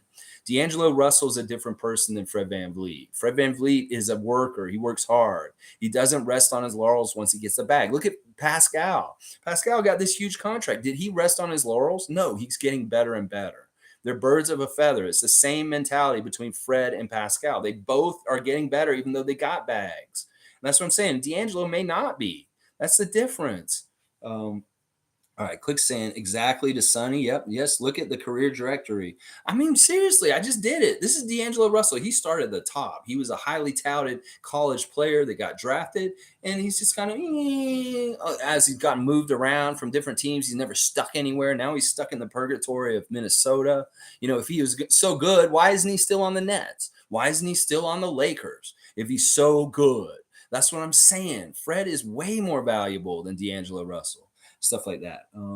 Fred has improved every year. D'Angelo was mediocre. He's very mediocre. He had one good season and back to being mediocre again. That's not Fred. Exactly. Click. I'm on 100% on Click's side in this one. Okay, well, I hope you're right. In 3 years, when Fred is getting paid 35 million, I hope he does not decline. You're saying he can still improve leaps and bounds. D'Lo was 24 when he got that deal. Yeah, and that's the thing. It's a work ethic. It's a work ethic. I don't think D'Angelo Russell's working as hard as Fred VanVleet or cares as much as Fred VanVleet in certain ways and stuff like that. We'll see. Like I said, if I'm proven wrong on this whole Fred VanVleet thing and this is a problem and you're still watching my channel in 3 years and this you're proven true, Death 4K, I will admit it. I will admit it. You got a timestamp right here and I will remember this. That you thought this and we thought this, and we'll see who's right when the time elapses, and we'll see how it goes down. Yeah, it's becoming a Fred channel. I don't mind it. I love Fred. Sonny's saying also Michael Grange just tweeted saying that OG, Siakam, Barnes worked out at OVO this morning. If he's being traded, why would OG be here trading with the boys? Exactly. Our guy, Big Roy, Scotty Barnes, down there with Siakam and OG this morning. Man was up late playing the video games with us on the stream. But yeah, he's in there putting work in the morning. Everybody's like, why are you on the stream on Twitch for 6 hours, Scotty? Are you working hard at all this summer? You're just playing video games? Listen, this man's working hard physically in the morning as OVO workouts with other team members on the Raptors. And then he's taking his free time and he's studying more of the basketball game on 2K. Basketball theory, playing basketball on there and just learning more and more about basketball through the video game. You can learn basketball from video games in some ways. So it's almost like he's having fun, but he's also still working when he plays 2K. Trust me, seriously, it's true. David S. is saying, OG not going anywhere. And if he were, he wouldn't know it. He's not going anywhere. He really isn't. He's too much good value. We understand that. We don't want to trade him anywhere. Move on to the draft. This is what Monique wants. Raps better lock OG in and make him a lifer. I'm with that. David S. is putting a vote in for Justin Lewis, getting drafted by the Raptors. We'll see. Justin Lewis could be that guy. He's a forward. He could be pretty good. We'll see. Def 4K saying, wow, side point went on way too long. Not my money. Keep out, guys, at all costs. Trade later, I guess. Yeah, all right. Let's just agree to disagree, Death. I have a lot more optimism about Fred VanVleet and his future with the Raptors, and I have no problem opening up the checkbook for him. No problem at all. Seymour saying, is Trent Jr. a lock, or could he be moved? Is he in our starting rotation? I think he starts still. I think that we stick with the same thing as last year, is that starting lineup with Fred, Gary, OG, Pascal, and Scotty. That works really well. I think that lineup's fine. That if you have to, put in Cam in the starting lineup for a big if you have to. But otherwise, I like that starting lineup. And Gary is a big part of it. Now, everybody's talking about OG right now, but honestly, Gary may be in some ways more likely to get traded from the Raptors. That he is not necessarily on the same list that Pascal, Fred, and OG are on, as far as in the eyes of Masai Ujiri. That Gary could be a very good trade piece, that they may be keeping mum on him because he is actually gettable in certain ways and stuff like that. So, but I don't think Gary's going anywhere either. I think that really is true that they want to keep things in house, keep this nucleus, and really let it grow and develop. That cake has got to rise, is what we've been saying. Gary's a baller. We would be insane to not try and keep him long term. I agree with David's point here. Click saying his shot creation is very valuable for us. He is something that we really need. Him, Fred in particular. Monique saying, I'm sure there'll be a Raptors nightcap after the draft. Ooh, yeah. Randy Urban, Jack Armstrong, Leo Routens, Paul Jones. Maybe we'll be seeing them tonight after we get a draft pick. Death 4K saying Trent will be an unrestricted free agent if we pay Fred more than 100 million. Trent and OG will not be able to make more. Keeping Fred for 30 plus means letting go of Trent. I've done the math. I still don't believe it all until I see it. We'll just have to see how it all cranks out. Sonny saying, one last thing on Fred. This man bled for us to win the chip, and I'll back him up any day, anytime. Yes, Sonny. I'm so glad that you came out of everybody from Scotty Switch and that you're the one coming in here and saying stuff like this. This is true. The man had the blood down the side of his face, laying on the ground, beat down. This man really cares and has a true passion for the Toronto Raptors and winning championships with us. So, yeah, I will back him up every day, right beside Sonny. Oh, yeah. OG getting traded right now would just be stupid. Nobody wants Josh Hart. He's the only consistent guy in the postseason for us. OG was really good in the postseason for us, but Chris Boucher was our best postseason player this past year, actually, statistically. I went and looked at it, and Chris was our best player in the Philadelphia series, as crazy as that sounds. But yeah, OG, we don't want to trade him. Sonny saying, Messiah or Bobby don't talk about Gary when they talk about the core, which is strange. Maybe I'm reading too much into it. I like Gary, though. His defense improved so much this year. Even Kem noticed it, too. Yeah, that's part of the reason why I don't think that he's as gettable. He'd be gettable is because we're not mentioning him. The management that Gary could possibly be traded for and stuff like that. And Sonny noticed that too, also. Yeah. But his defense has gone up so much, his value's gone up. So it's kind of like flipping a house. We get a house that's kind of beat up and we fix it up, make it nicer, and turn around and sell it for more value. It's that kind of thing with Gary, is that we gave him a second side to his game, defensive side, and that his value shot up and that he may be worth moving just because of that in some ways and stuff like that. I don't necessarily want to do that because I really like Gary and I think he's a great fit. And once again, we just want to stick with our guys. If it ain't broke, don't fix it. It's totally a Masai type of curveball to throw in OG trade rumors and then just trade Gary. Yeah, that's more likely to me that we trade Gary Trent than OG and Anunoby. Let's see. Seymour saying, do you see Kyrie in a Nets jersey next season? Nope. No, I don't, Mr. Pape. I do not. I do not see Kyrie. I don't think it's going to work. They don't want to give him the money he wants. And, they're right to not want to give him that money. The investment in him and like John Wall, these people are not getting their value. If you're talking about value for money, holy crap. Kyrie Irving is one of those. And that's why he could get that reunion with LeBron James in LA. That'd be very interesting if that happens. Because that would probably mean Russell's going the other way or something like that. Remember, they were all in Miami together. It's called togetherness and team bonding. Leave OG alone. Yeah, the Raptors are in close contact with each other. Like Scotty last night was goofing around on Twitch saying, you want me to call Masai right now? He's like, get in the phone. I'll call Masai right now and ask him to play 2K with us. He's like, I'm going to call Masai. And I'm like, I'm telling him on the type, I'm saying, don't bother Masai. It's draft week. He's busy. He doesn't need you bothering him right now. And then somebody in the draft saying in the chat was saying Masai's probably sleeping right now. It's like, yeah, it's probably right, but something like that. But yeah, don't bother Masai. But it's cool that Scotty was like playing like he wanted to call Masai on the phone. He's like, I'll call Masai right now, y'all. I can call him right now. He's gonna do it. He faked us out. He didn't do it. Does John Wall play next season? Well, if he's on Houston, I don't know.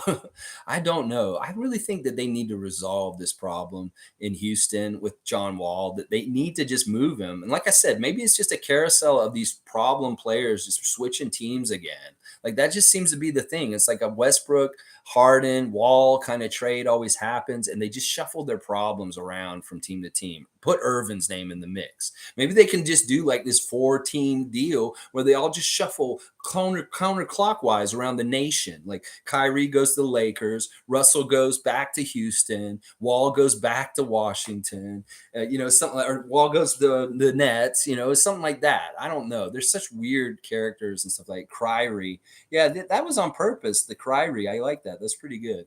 All right, just in recap, real quick. The draft is tonight. Trust in Bobby and Masai. We know that our guys are going to get some good players. A good player tonight. I like Caleb Houston. I like Christian Coloco. I like Ismail Kamagate. I like Trevion Williams. That these are the kind of names we're looking at that we really like. Kai Soto is another one. Boom, those are my 5. If we hear any of those 5 names tonight for the Raptors at 33, I'll be very happy. If it's somebody else, I won't be disappointed either because I trust in Bobby Masai. So Death 4K saying Portland thinks they will make 180 in one offseason. Like I said earlier, Dame is not Curry. He can't win a championship after resting since he's never been there. Yeah. Dame Lillard has had failure at the highest levels of the Western Conference playoffs. And yeah, they're a mess. They're a mess in a lot of ways. Like like I said, they don't know which way they're going. They're kind of like stop, start. Are we trying to rebuild? What are we doing? We traded CJ, we traded Norman. I don't know what they're doing, honestly. Seymour saying $30 million a season to show up for practice. John Wall, the most expensive ball boy in history. I know. It's crazy that how much money this man's been making in the NBA for the last 3 seasons, and he's only played like 40 games in 3 seasons. That's absolutely highway robbery. And this is the kind of problems that we should be glad that our franchise does not have. Oh my gosh. I Smoke Rocks is here. Oh, good to see. I Smoke Rocks. Does it upset you that Joel Embiid is the president of Canada? Sixers are building a powerhouse. Bradley Beal will be a great addition. Sorry, but Sixers dynasty is already in motion. Man, you do smoke rocks. You probably smoke you don't even smoke crack. I think you just take like schoolyard chalk. Like you go to the school and you get the chalk from the chalkboard and you put it in your pipe and smoke it because you have some brain melt going on with your head. Joel Embiid ain't got nothing to do. We don't have no president in Canada. We got president's choice. You can go get that at the grocery store. It's a non-name brand. But no, and Sixers are building a powerhouse. A powerhouse of what? A powerhouse of what? Seriously, if you have Harden on your team, you're going to lose. So the first thing Sixers Nation needs to do is get rid of James Harden, and then maybe you'll get somewhere. So maybe you do trade James Harden for Bradley Beal, and that may improve your team. But I'm still not scared of y'all. Bradley Beal is a little washed at this point. Do whatever you want. You can't have a dynasty without winning a first championship. We're working on a dynasty because we can fucking go get a second championship in the next couple years. Y'all got to win one first before you can even start saying the word dynasty. So get out of here, Sixers fan, smoking crack rock, chalk rocks in your pipe. You're smoking some shit that's got you thinking some crazy shit, is what I'll say. So I'm not sorry. Sorry, not sorry. Click saying teams trading problems for other teams' problems. It's just what it is. A carousel of problems to problems for problems. That's all that Brooklyn and Philadelphia did this past offseason. A problem for a problem. Oh, you have a problem? Well, we have a problem. Maybe we can switch problems and see which problem feels better with which problem. Simmons for Harden. Ooh, problem for a problem. It's just more problems for problems. Irvin, Westbrook, Wall, Beal. Problems for problems. They're all just problems. Trust me. Def 4K is saying Portland. You guys went crazy again.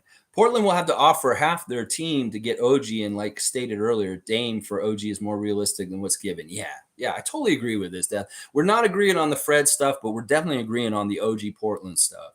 Click saying Sixers have been trying to build a powerhouse for a decade. Have imploded every few years. Yeah, Sixers, where do you get this information that you think you're going to do this? First of all, the league is moving away from the center. Embiid's not going to win no championships. I don't know why you think that Joel Embiid is going to win an NBA championship in his lifetime. He's not going to. He is your biggest detriment and your biggest advantage all in one. And that is the paradox of having Joel Embiid on your team, is that you're going to lose with him no matter what, but he's also the best damn thing you got going. So there you go. There it is in a nutshell. You think you're going to win a championship. No, you won't. Not with Joel Embiid. No, you won't. David S. is saying Laugh out loud. Joel Embiid is a moron, a flopper, and a little bitch. Yeah, David S. Accurate information. That is not bad news. That is not Jake Fisher news. That is real hitting, hard cutting news reporting by David S. Click saying, go kick rocks, man. Waste Ute. Waste Ute. Brampton Waste Ute. Get on out here and smoke your rocks down the street. Sonny saying, laugh my ass off at Click. Facts. Like musical chairs. It is really like that. Let's like play the music. Jump in your seats. All you garbage albatross contract NBA players. You know, that's what it is. David S. is saying, President of Canada, rock smoker is right. This man is smoking rocks. It's hilarious when they come in here and just shoot their shot like that real quick.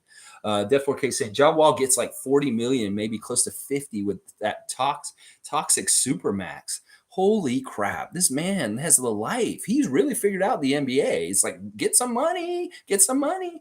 Click saying, we don't even have a president. Yeah, we don't have no president, man. We got a prime minister. Jordan saying, we'll be looking forward to the follow-up stream for the draft tomorrow. I'm sure Masai and Bobby will take care of things. Thank you, Jordan. Yeah, I'm going to try and sign off. It's 2.5 hours. It's always a long think tank. And we did have a lot to talk about today. Click is laughing. Seymour is laughing. Chalk from the chalkboard. This man's been smoking chalk from the chalkboard. I'm not lying because there's some brain damage in there. Def 4K is saying, we get a guy like Herb Jones last year. Oh, yeah, Herb Jones is nice. We can get a player similar to him at 33. That'd be nice. Monique saying, how do you think Nick Nurse feels about tonight? By the way, Messiah has 3 kids. Please keep that in mind. Busy man. Yeah, plus Giants of Africa. Exactly. Yeah, this is a very busy man. Yeah. And don't be bothering him on the Twitch stream, Scotty Barnes. I think Nick Nurse is confident in his GM for doing the right thing tonight. I think Nick Nurse is maybe practicing his Prince songs on the piano right now to get ready to play Jazz Festival this Sunday at Avenue Road and Bloor Street. Sunday afternoon, Jazz Festival.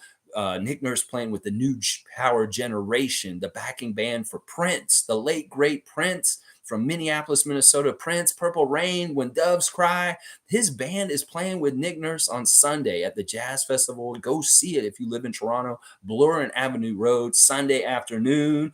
Nick Nurse and the New Generation band. Yeah, y'all, it's going to be good. New Power Generation. Sonny saying, Bill Simmons just tweeted, I would trade Anunoby to Portland for number 7 and pick Sochan in like 0.47 seconds, but that's just me. Yeah, well, that's Celtics. Bill Simmons saying that. Celtics, anybody, he's a Celtic. He's a Celtic. Everything he says comes from the basis that he wants to help the Celtics. So you can't listen to Bill Simmons, that he will put out subterfuge and misinformation just to try and help the Celtics. So he's saying that. He's saying, yeah, well, if I was this person, I would do this. Well, it's a good thing you're not. You're not Bobby or Masai, and we're not going to do that. Trust me. Death saying, Ben Simmons and Westbrook on the same team. Durant will retire. Yeah. If they did that, Irving for Westbrook, and then he had to deal with Russell and Ben. Oh my gosh, what a nightmare. No, Kevin would leave. And then we would seriously have to consider trading some assets and bring Kevin Durant and pair him up with Scotty Barnes here in Toronto. Because I think Kevin Durant would love to play in the Toronto Raptors. I'm not going to lie. If the Nets aren't going to work out and they're going to be messed up, Toronto may be on his short list. Seymour saying at Death 4K, Herb was a beast last season. Yeah, Herb Jones, unsung rookie, doesn't get talked enough about, really does deserve more. Okay, let's see. CL Oracle, another new name. Suns winning the championship this year, guys. Devin Booker and Kendall Jenner broke up. The curse is over. All right, we got Suns fan in here. Dude, y'all are going to lose Ayton. Like, y'all are on the download kind of a dumpster fire. Y'all had the best record this season, but I've seen the fall from grace for Phoenix Suns Nation. This offseason is awful. Like, the Ayton fracture on your roster with Monty Williams is not good. So you're going to lose your center. And I think that this isn't going to be a good thing for y'all in the long run. That in some ways, Ayton was kind of important to what you've been building there. So I don't know. Yeah, sure. Maybe they broke up, but you know what? The Toronto Raptor mascot still lives in Devin Booker's head. Woo! All right, Def 4K saying something's brewing. I've never seen this many guys say a Raptors guy will get traded. I hope OG does not get moved, but the chances are looking very high. No, it's just noise, man. It's just noise. And hopefully it'll die down after today. David saying that's sunny. I wouldn't trade OG, but I do like Sochan. Yeah, I'm not trading OG for anybody. Number 7, I don't care who it is where we pick. James Salve Jr. Good time. Good to see another name here every morning, 9:30 a.m. Eastern Standard Time. Come talk Raptors with me. First Filipino plays history makes NBA draft. Kai Soto. All Filipinos support her goal. Oh, listen, I'm all about this. If the Raptors call out Kai Soto's name for number 33 tonight, I will be very happy. I'll have a big smile on my face. So I'm with you, James. Kai Soto to the Raptors tonight, number 33. Let's do it, Bobby Webster. We like this. We like this. Def 4K saying Raptors will never draft anyone without working them out. Knowing this, I doubt they will trade for a guy with questions when OG is a surefire talent. Keep this in mind, people. Yeah, we don't know. And like they were saying, a lot of the top guys did not come and work out for us. That we had to see them from afar. We may not have been able to interview them. So why will we trade up in this draft if we haven't been able to get access to the best information about these young players and stuff like that? We may be very comfortable where we are, and we're not interested in moving up. Seymour saying at Oracle Ben needs her back. This game fell off when Devin snatched her. He's been hurt. Oh, he's talking to the Phoenix Suns fan. Yeah. Oh, we got Philly fan coming in here real quick. We got Suns fan coming in here real quick. Sonny saying at David S. Yeah, I agree with you as well. I like Sochan too, but not for OG. That's too much. Yeah. And they're laughing at Oracle. I like that. So jokes with the curse. Yeah, the Kardashian curse is weird. Like whether it's Chloe or Kendall Jenner or whoever. Yeah, I get it. Who was it before? It was like when we had Chris Humphries. He was dating Kim Kardashian, and that was a little bit of an issue when he was on the Raptors. It was Kim Kardashian and Chris Humphries. Yeah, she went from Chris Humphries to Kanye to now Pete Davidson. Hilarious. All right, Click saying something about NBA Chev just uploaded a 23-minute video. Jeez Louise. I wonder how much of it is him ranting and raving the same thing a little bit over and over again. I do that a bit myself. But I know Chev. I love Chev, and he has something important to say if he's on for 23 minutes today. Click saying, here comes Suns fan. Your window is closed. Yeah.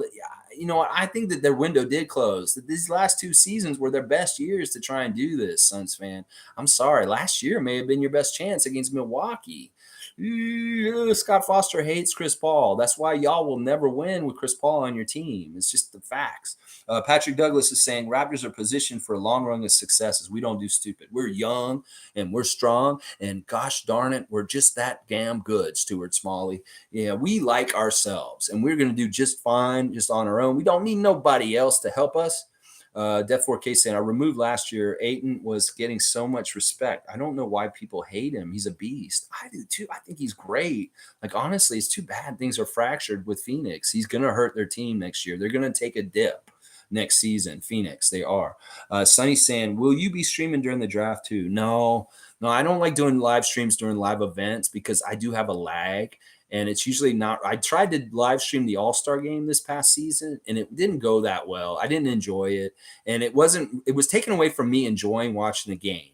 So, and I don't think there's enough to do tonight. Like, honestly, if Scotty's twitching like tonight, like normal, Sunny, I might just be watching Scotty and have the draft on the download just on the computer and stuff like that. So, David's saying this guy's funny. Yeah. Oracle saying, yeah, I know it's sad being an Arizona sports fan, but die hard forever. I can respect that. Respect, Phoenix fan. I will tell you this, Phoenix fan, that Scotty Barnes gave a ringing endorsement for the city of Phoenix last night on his Twitch stream. He said that Phoenix is a great city to play in, and that other players in the league would like to play in Phoenix because it's warm there. This is what Scotty said. He's not saying he wants to come there himself, but he's just saying that even if Ayton leaves and things are a little messed up in Phoenix, that they won't have a problem getting free agents because that Phoenix is an attractive place for players to play, is what Scotty was saying last night. But don't read into it. He's not trying to come there himself. He's just saying, he was saying nice words about Phoenix as a team last night on his Twitch stream. Just for a sec. All right, let me see what else is here. Click saying Suns finally became a good team, like after 12 years, and you guys are going to talk shit about the Raptors who've been relevant while your team was a hot dumpster juice. And they're still relevant. Click, man, Click's got an edge today. I like that Click's being very feisty today. Yes, Phoenix has been up and down. They've had good success at different times at different places in their history, stuff like that. I like those old Charles days. Marley, Kevin Johnson, stuff like that. Death 4K saying apparently the scouting report has bad things to say about Kai Soto's mentality towards the game. That's why he's not on a lot of boards. That's interesting intel. That's not what I've heard though. I've heard he's very coachable and that he's works really, really hard. So maybe this is a disinformation maybe my information is disinformation, or maybe yours is. I don't know. I don't know. We'll have to see what happens with him tonight. He's going to be a very intriguing name with the draft tonight, Kai Soto. If he gets drafted, what happens with him? It'll be very telling. Click saying, I will disrespect every team. Ha ha ha. Keep them coming. Yeah, everybody's coming here like Smoke Rocks and stuff like that. Yeah, let's disrespect them, Click. I don't mind you doing this. You're great. And you've got a wrench, so you've got some power. All right, Smoke Rocks. Let's see what he said. If this is lame, I want to get offline soon anyway, so I don't want to keep going if there's just like back and forth dumbness. Let's see. I bet you would trade Raptors' entire starting five for Embiid. Nope. If you had the chance, he's the rightful MVP. And if you have him, it's a championship or bust. What a time to be alive if you like chips in Philly. Maybe potato chips, but ain't gonna be no championships. I'm gonna tell you that right now. Dude, you are really smoking chalk. Maybe some other stuff. You must be smoking some other rocks, like just rocks from the ground. You're smoking not even crack rock, not even chalk rock. You're just getting rocks from the ground and you're trying to smoke them. That you're so far out with this. We would not trade. No, we wouldn't trade our entire starting five for Joel Embiid. That's insane. We don't want Joel Embiid. No, listen, would you be surprised if I told you we don't want Joel Embiid on our team? Because we don't.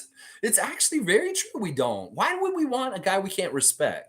A big baby, a guy who flops all over the place, a guy who acts entitled, a guy who's a showboat, a guy who's a poor winner, a guy who's actually maturity wise is probably about 13 years old in his head, the way he acts. So no, don't get it twisted. We do not want Joel Embiid. He's not the rightful MVP. Nikola Jokic is statistically and is actually the MVP. And championship or bust. Well, y'all are gonna be busting all over the place, like busting like Dan Aykroyd and Bill Murray be busting ghosts in 1985. You're gonna be busting. Yeah, he ain't gonna be championship in. So yeah, all right, Smoke Rocks. You've been giving me a great opportunity to talk some shit today, and I love it. Thank you.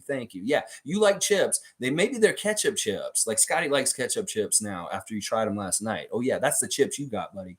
Isaac Campbell saying, unless we get in LeBron, then OG won't be traded. Yeah, even then, I don't even know if I'd trade OG for LeBron at this point. I know people think I'm crazy for that, but that's true. I don't think I want LeBron at this point in his career. He's much like Joel Embiid. He's not going to win another championship. I can tell you exactly who in this league is not going to build towards the championship. Joel Embiid, LeBron James, James Harden. These are all names that do not get you championships at this point in their career. I'm sorry. They just aren't the right mix of the kind of people that you want. LeBron James is too much of a megalomaniac running his team. James Harden does not play defense. And Joel Embiid is a center, a slow ass center in a fast league where the center is going to get left behind. And Precious Achiuwa crossed over his ass so badly in the first round. That is the sign of the future Philly fan, is getting him crossed over by Precious Achiuwa on center on the other side is what's going to be happening. Oh yeah. Trade speculation by shoddy American media is just a compliment that we're on the right track. Exactly. Isaac has got it right. This is how you spin it. They want our stuff. We are the one. Like I said, we are the comely woman. We are the attractive person in the room. We are the person everybody wants to come talk to and be next to. That is who we are right now in the NBA. Click saying, nah, I don't want Embiid. He will never have a fully healthy season at that body weight. He won't. Listen, there's too much. He's a project in his own head at this point. He may not be a project as a player anymore, but he's a project up here. And this may be the part where he never actually gets any growth. That this man may stay maturity-wise in his head 13 years old for the rest of his career. Because that is really how he acts. He acts like he's 13 to me. Really, really does. Def4K saying, I don't know why Suns are getting mad about 8 not reaching a certain level. Pay him and wait for him to develop. They're getting vacuumed in the Chris Paul timeline. Too much Booker and 8. Yeah, Phoenix, I don't even want to get into their problems. Jabari Smith is going to be number 1 pick today. Zesty2K is predicting. I can get behind that. I think that Zesty's probably right. Orlando will take Jabari Smith. Click saying his body language is atrocious when things are bad. He's talking about Embiid or Ayton. We're not sure. David S. is saying, if Embiid comes to Toronto, I will no longer be a Raptors fan. I hate that guy. Wow, that's Tough talk. You can't do that, David. Come on, you can't trade in your Raptors card just for that, though. I mean, we trust in Masai and say, maybe, are you sure you want to do this, Bobby and Masai? And then we like, okay, this is why. But no, I don't think they'll be able to do that. I don't think we want Joel Embiid. He just walks up and down the court sulking, as David put. Seymour saying, can we talk about the bad offensive foul calls on Trent Jr.? His shot is nice, but he was getting called for kicking his feet out, which I don't agree with a lot of bogus calls. Yeah, he was getting that Trae Young kick out, that James Harden kick out offensive foul call at times this year. And he knows he's not supposed to do that anymore. The rules were changed, Seymour, and that is a foul at this point. Like if you put any kind of weird movement in your foot down low and it contacts the other player, they're going to call it on the shooter now. And that's just the way the game's changed now. I agree with it, actually. And Gary knows not to do that. He did that like very seldom. At times he did it, is maybe more that he was trying to do like what he used to do to initiate contact. But he has to remember not to do that anymore. That is not something that NBA players need to be training or having in their set of like moves anymore. It's what they're trying to do because they're not wanting them to do it. And they're going to call it every time. Death 4K saying the only reason holy crap, you guys just keep writing. The only difference between Embiid and Tatum is their teams, one has a good GM and the other's trash. Embiid with a great team would be in the finals every year. Embiid loves playing the villain. Now, I don't think Embiid would be in the finals every year. Seriously, he's a detriment as much as he's a plus. We look and see who was in the finals. Boston and Golden State. They were playing with quick, smaller lineups. The center teams did not get far in the playoffs. Ayton, Jokic, Embiid, they didn't get far, and that is a trend for the future. That is part of the reason why the Raptors don't have a center right now, is they realize having so much salary in the center position and investing in it takes away from the everything else, and that may be what it hurts these teams that have big centers from not ever actually winning championships, is what I'll say. I don't think they would be in the finals if they had a better GM. Embiid averaged 31, 12, 4 last season. Yeah, great. Kudos to him. He had good numbers. I'm not saying he's not a bad player. It's just he's not somebody I want on my team, and I don't think he'll win championships. I don't think he's ever going to win an NBA championship. He's going to be like Charles Barkley. He's going to play his whole career, and he won't win a single ring. Watch. I'm going to predict it right now. Timestamp it right now. David S. is saying, yeah, shooting free throws because he cries like a bitch and gets calls. Get out of here, rock smoker. Get him, David S. Yeah, get him. Seymour Pape saying the Rockets feared being stuck in NBA purgatory when James Harden forced a trade. GM Raphael Stone. The NBA punishes the middle, so they loaded up on picks, projects, and patience. Yeah, that's not getting them anywhere either. I see the Rockets and the Magic and the Thunder all kind of similar. They have a ton of picks. They're always at the top of the draft, and they never go anywhere. They can have lottery picks for 5 years in a row, and they're still not a playoff team. There's something wrong with that kind of team building. You got to really think about that if your team has been at that level for so long and you're getting all these lottery picks, there's something wrong with your team building. And those three teams in particular are just like that. Orlando, Oklahoma City, and Houston. There's something wrong. Oracle saying, watching Giannis, okay, I'm not going to say that word. Watching Giannis beat us in the finals and losing 4 straight still haunts my dreams. I like the Raptors, though. Respect y'all. Was upset with Booker's weird Raptor beef. That was just hilarious fun. It's just side fun. Honestly, I have a lot of respect and love for the Phoenix Suns also.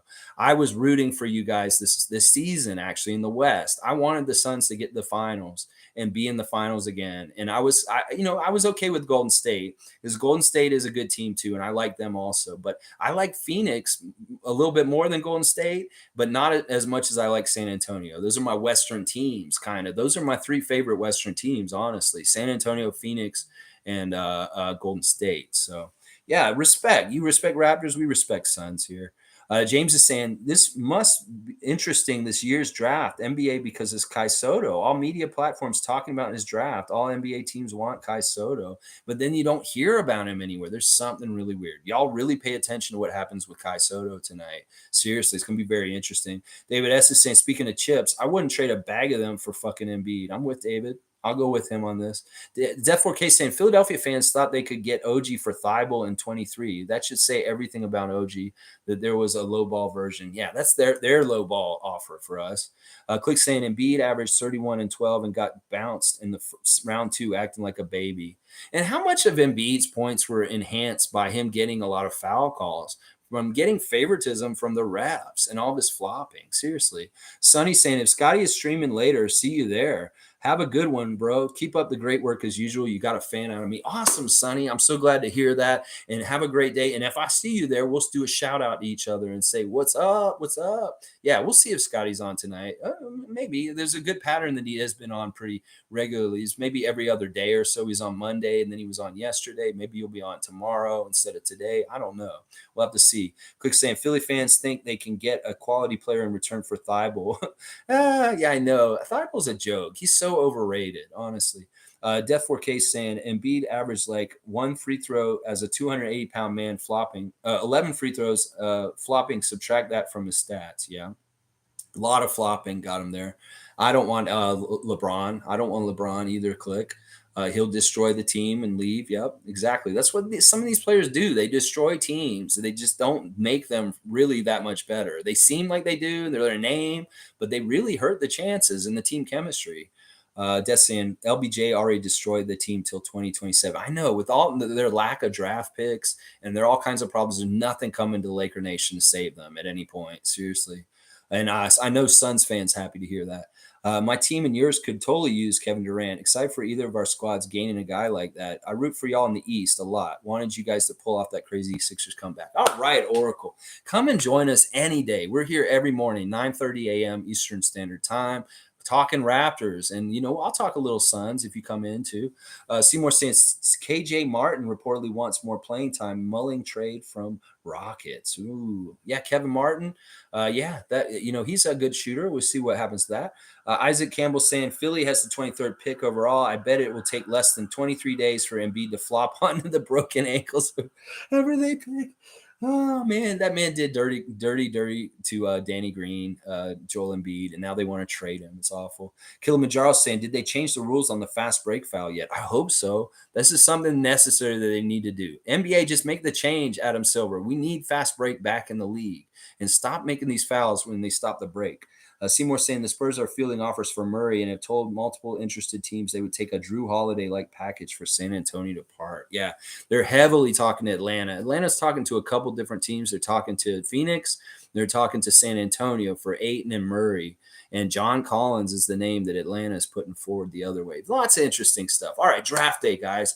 Trust in Messiah and Bobby. Tonight, we're going to see who our new Raptor is going to be at number 33. I'm excited. It's going to be fun. We know we're going to get good quality, and it's just going to be fun to see how the mystery gets unraveled tonight, and we see who it is. And tomorrow, we'll talk about it, 9:30 a.m. Eastern Standard Time, talking about the Raptors draft pick. I'll be freaking out on a Friday about it. I appreciate everybody being here for this marathon think tank. 3 hours of draft talk, Fred VanVleet talk, OG Anunoby trade talk, Scotty Barnes Twitch talk, and just the regular general Raptors talk we always do here. I appreciate everybody. This channel is nothing without your interaction and us going back and forth and talking. I really respect the discourse at different levels, whether it's the shit talking of other fans that come in here or the disagreements between people like Death 4K and Click 2 AM.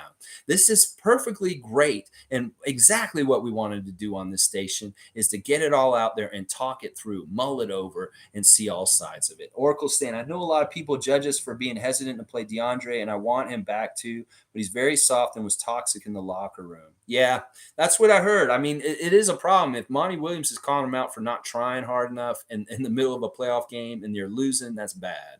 And yeah, I think they should change the rules, David, for sure. All right, y'all.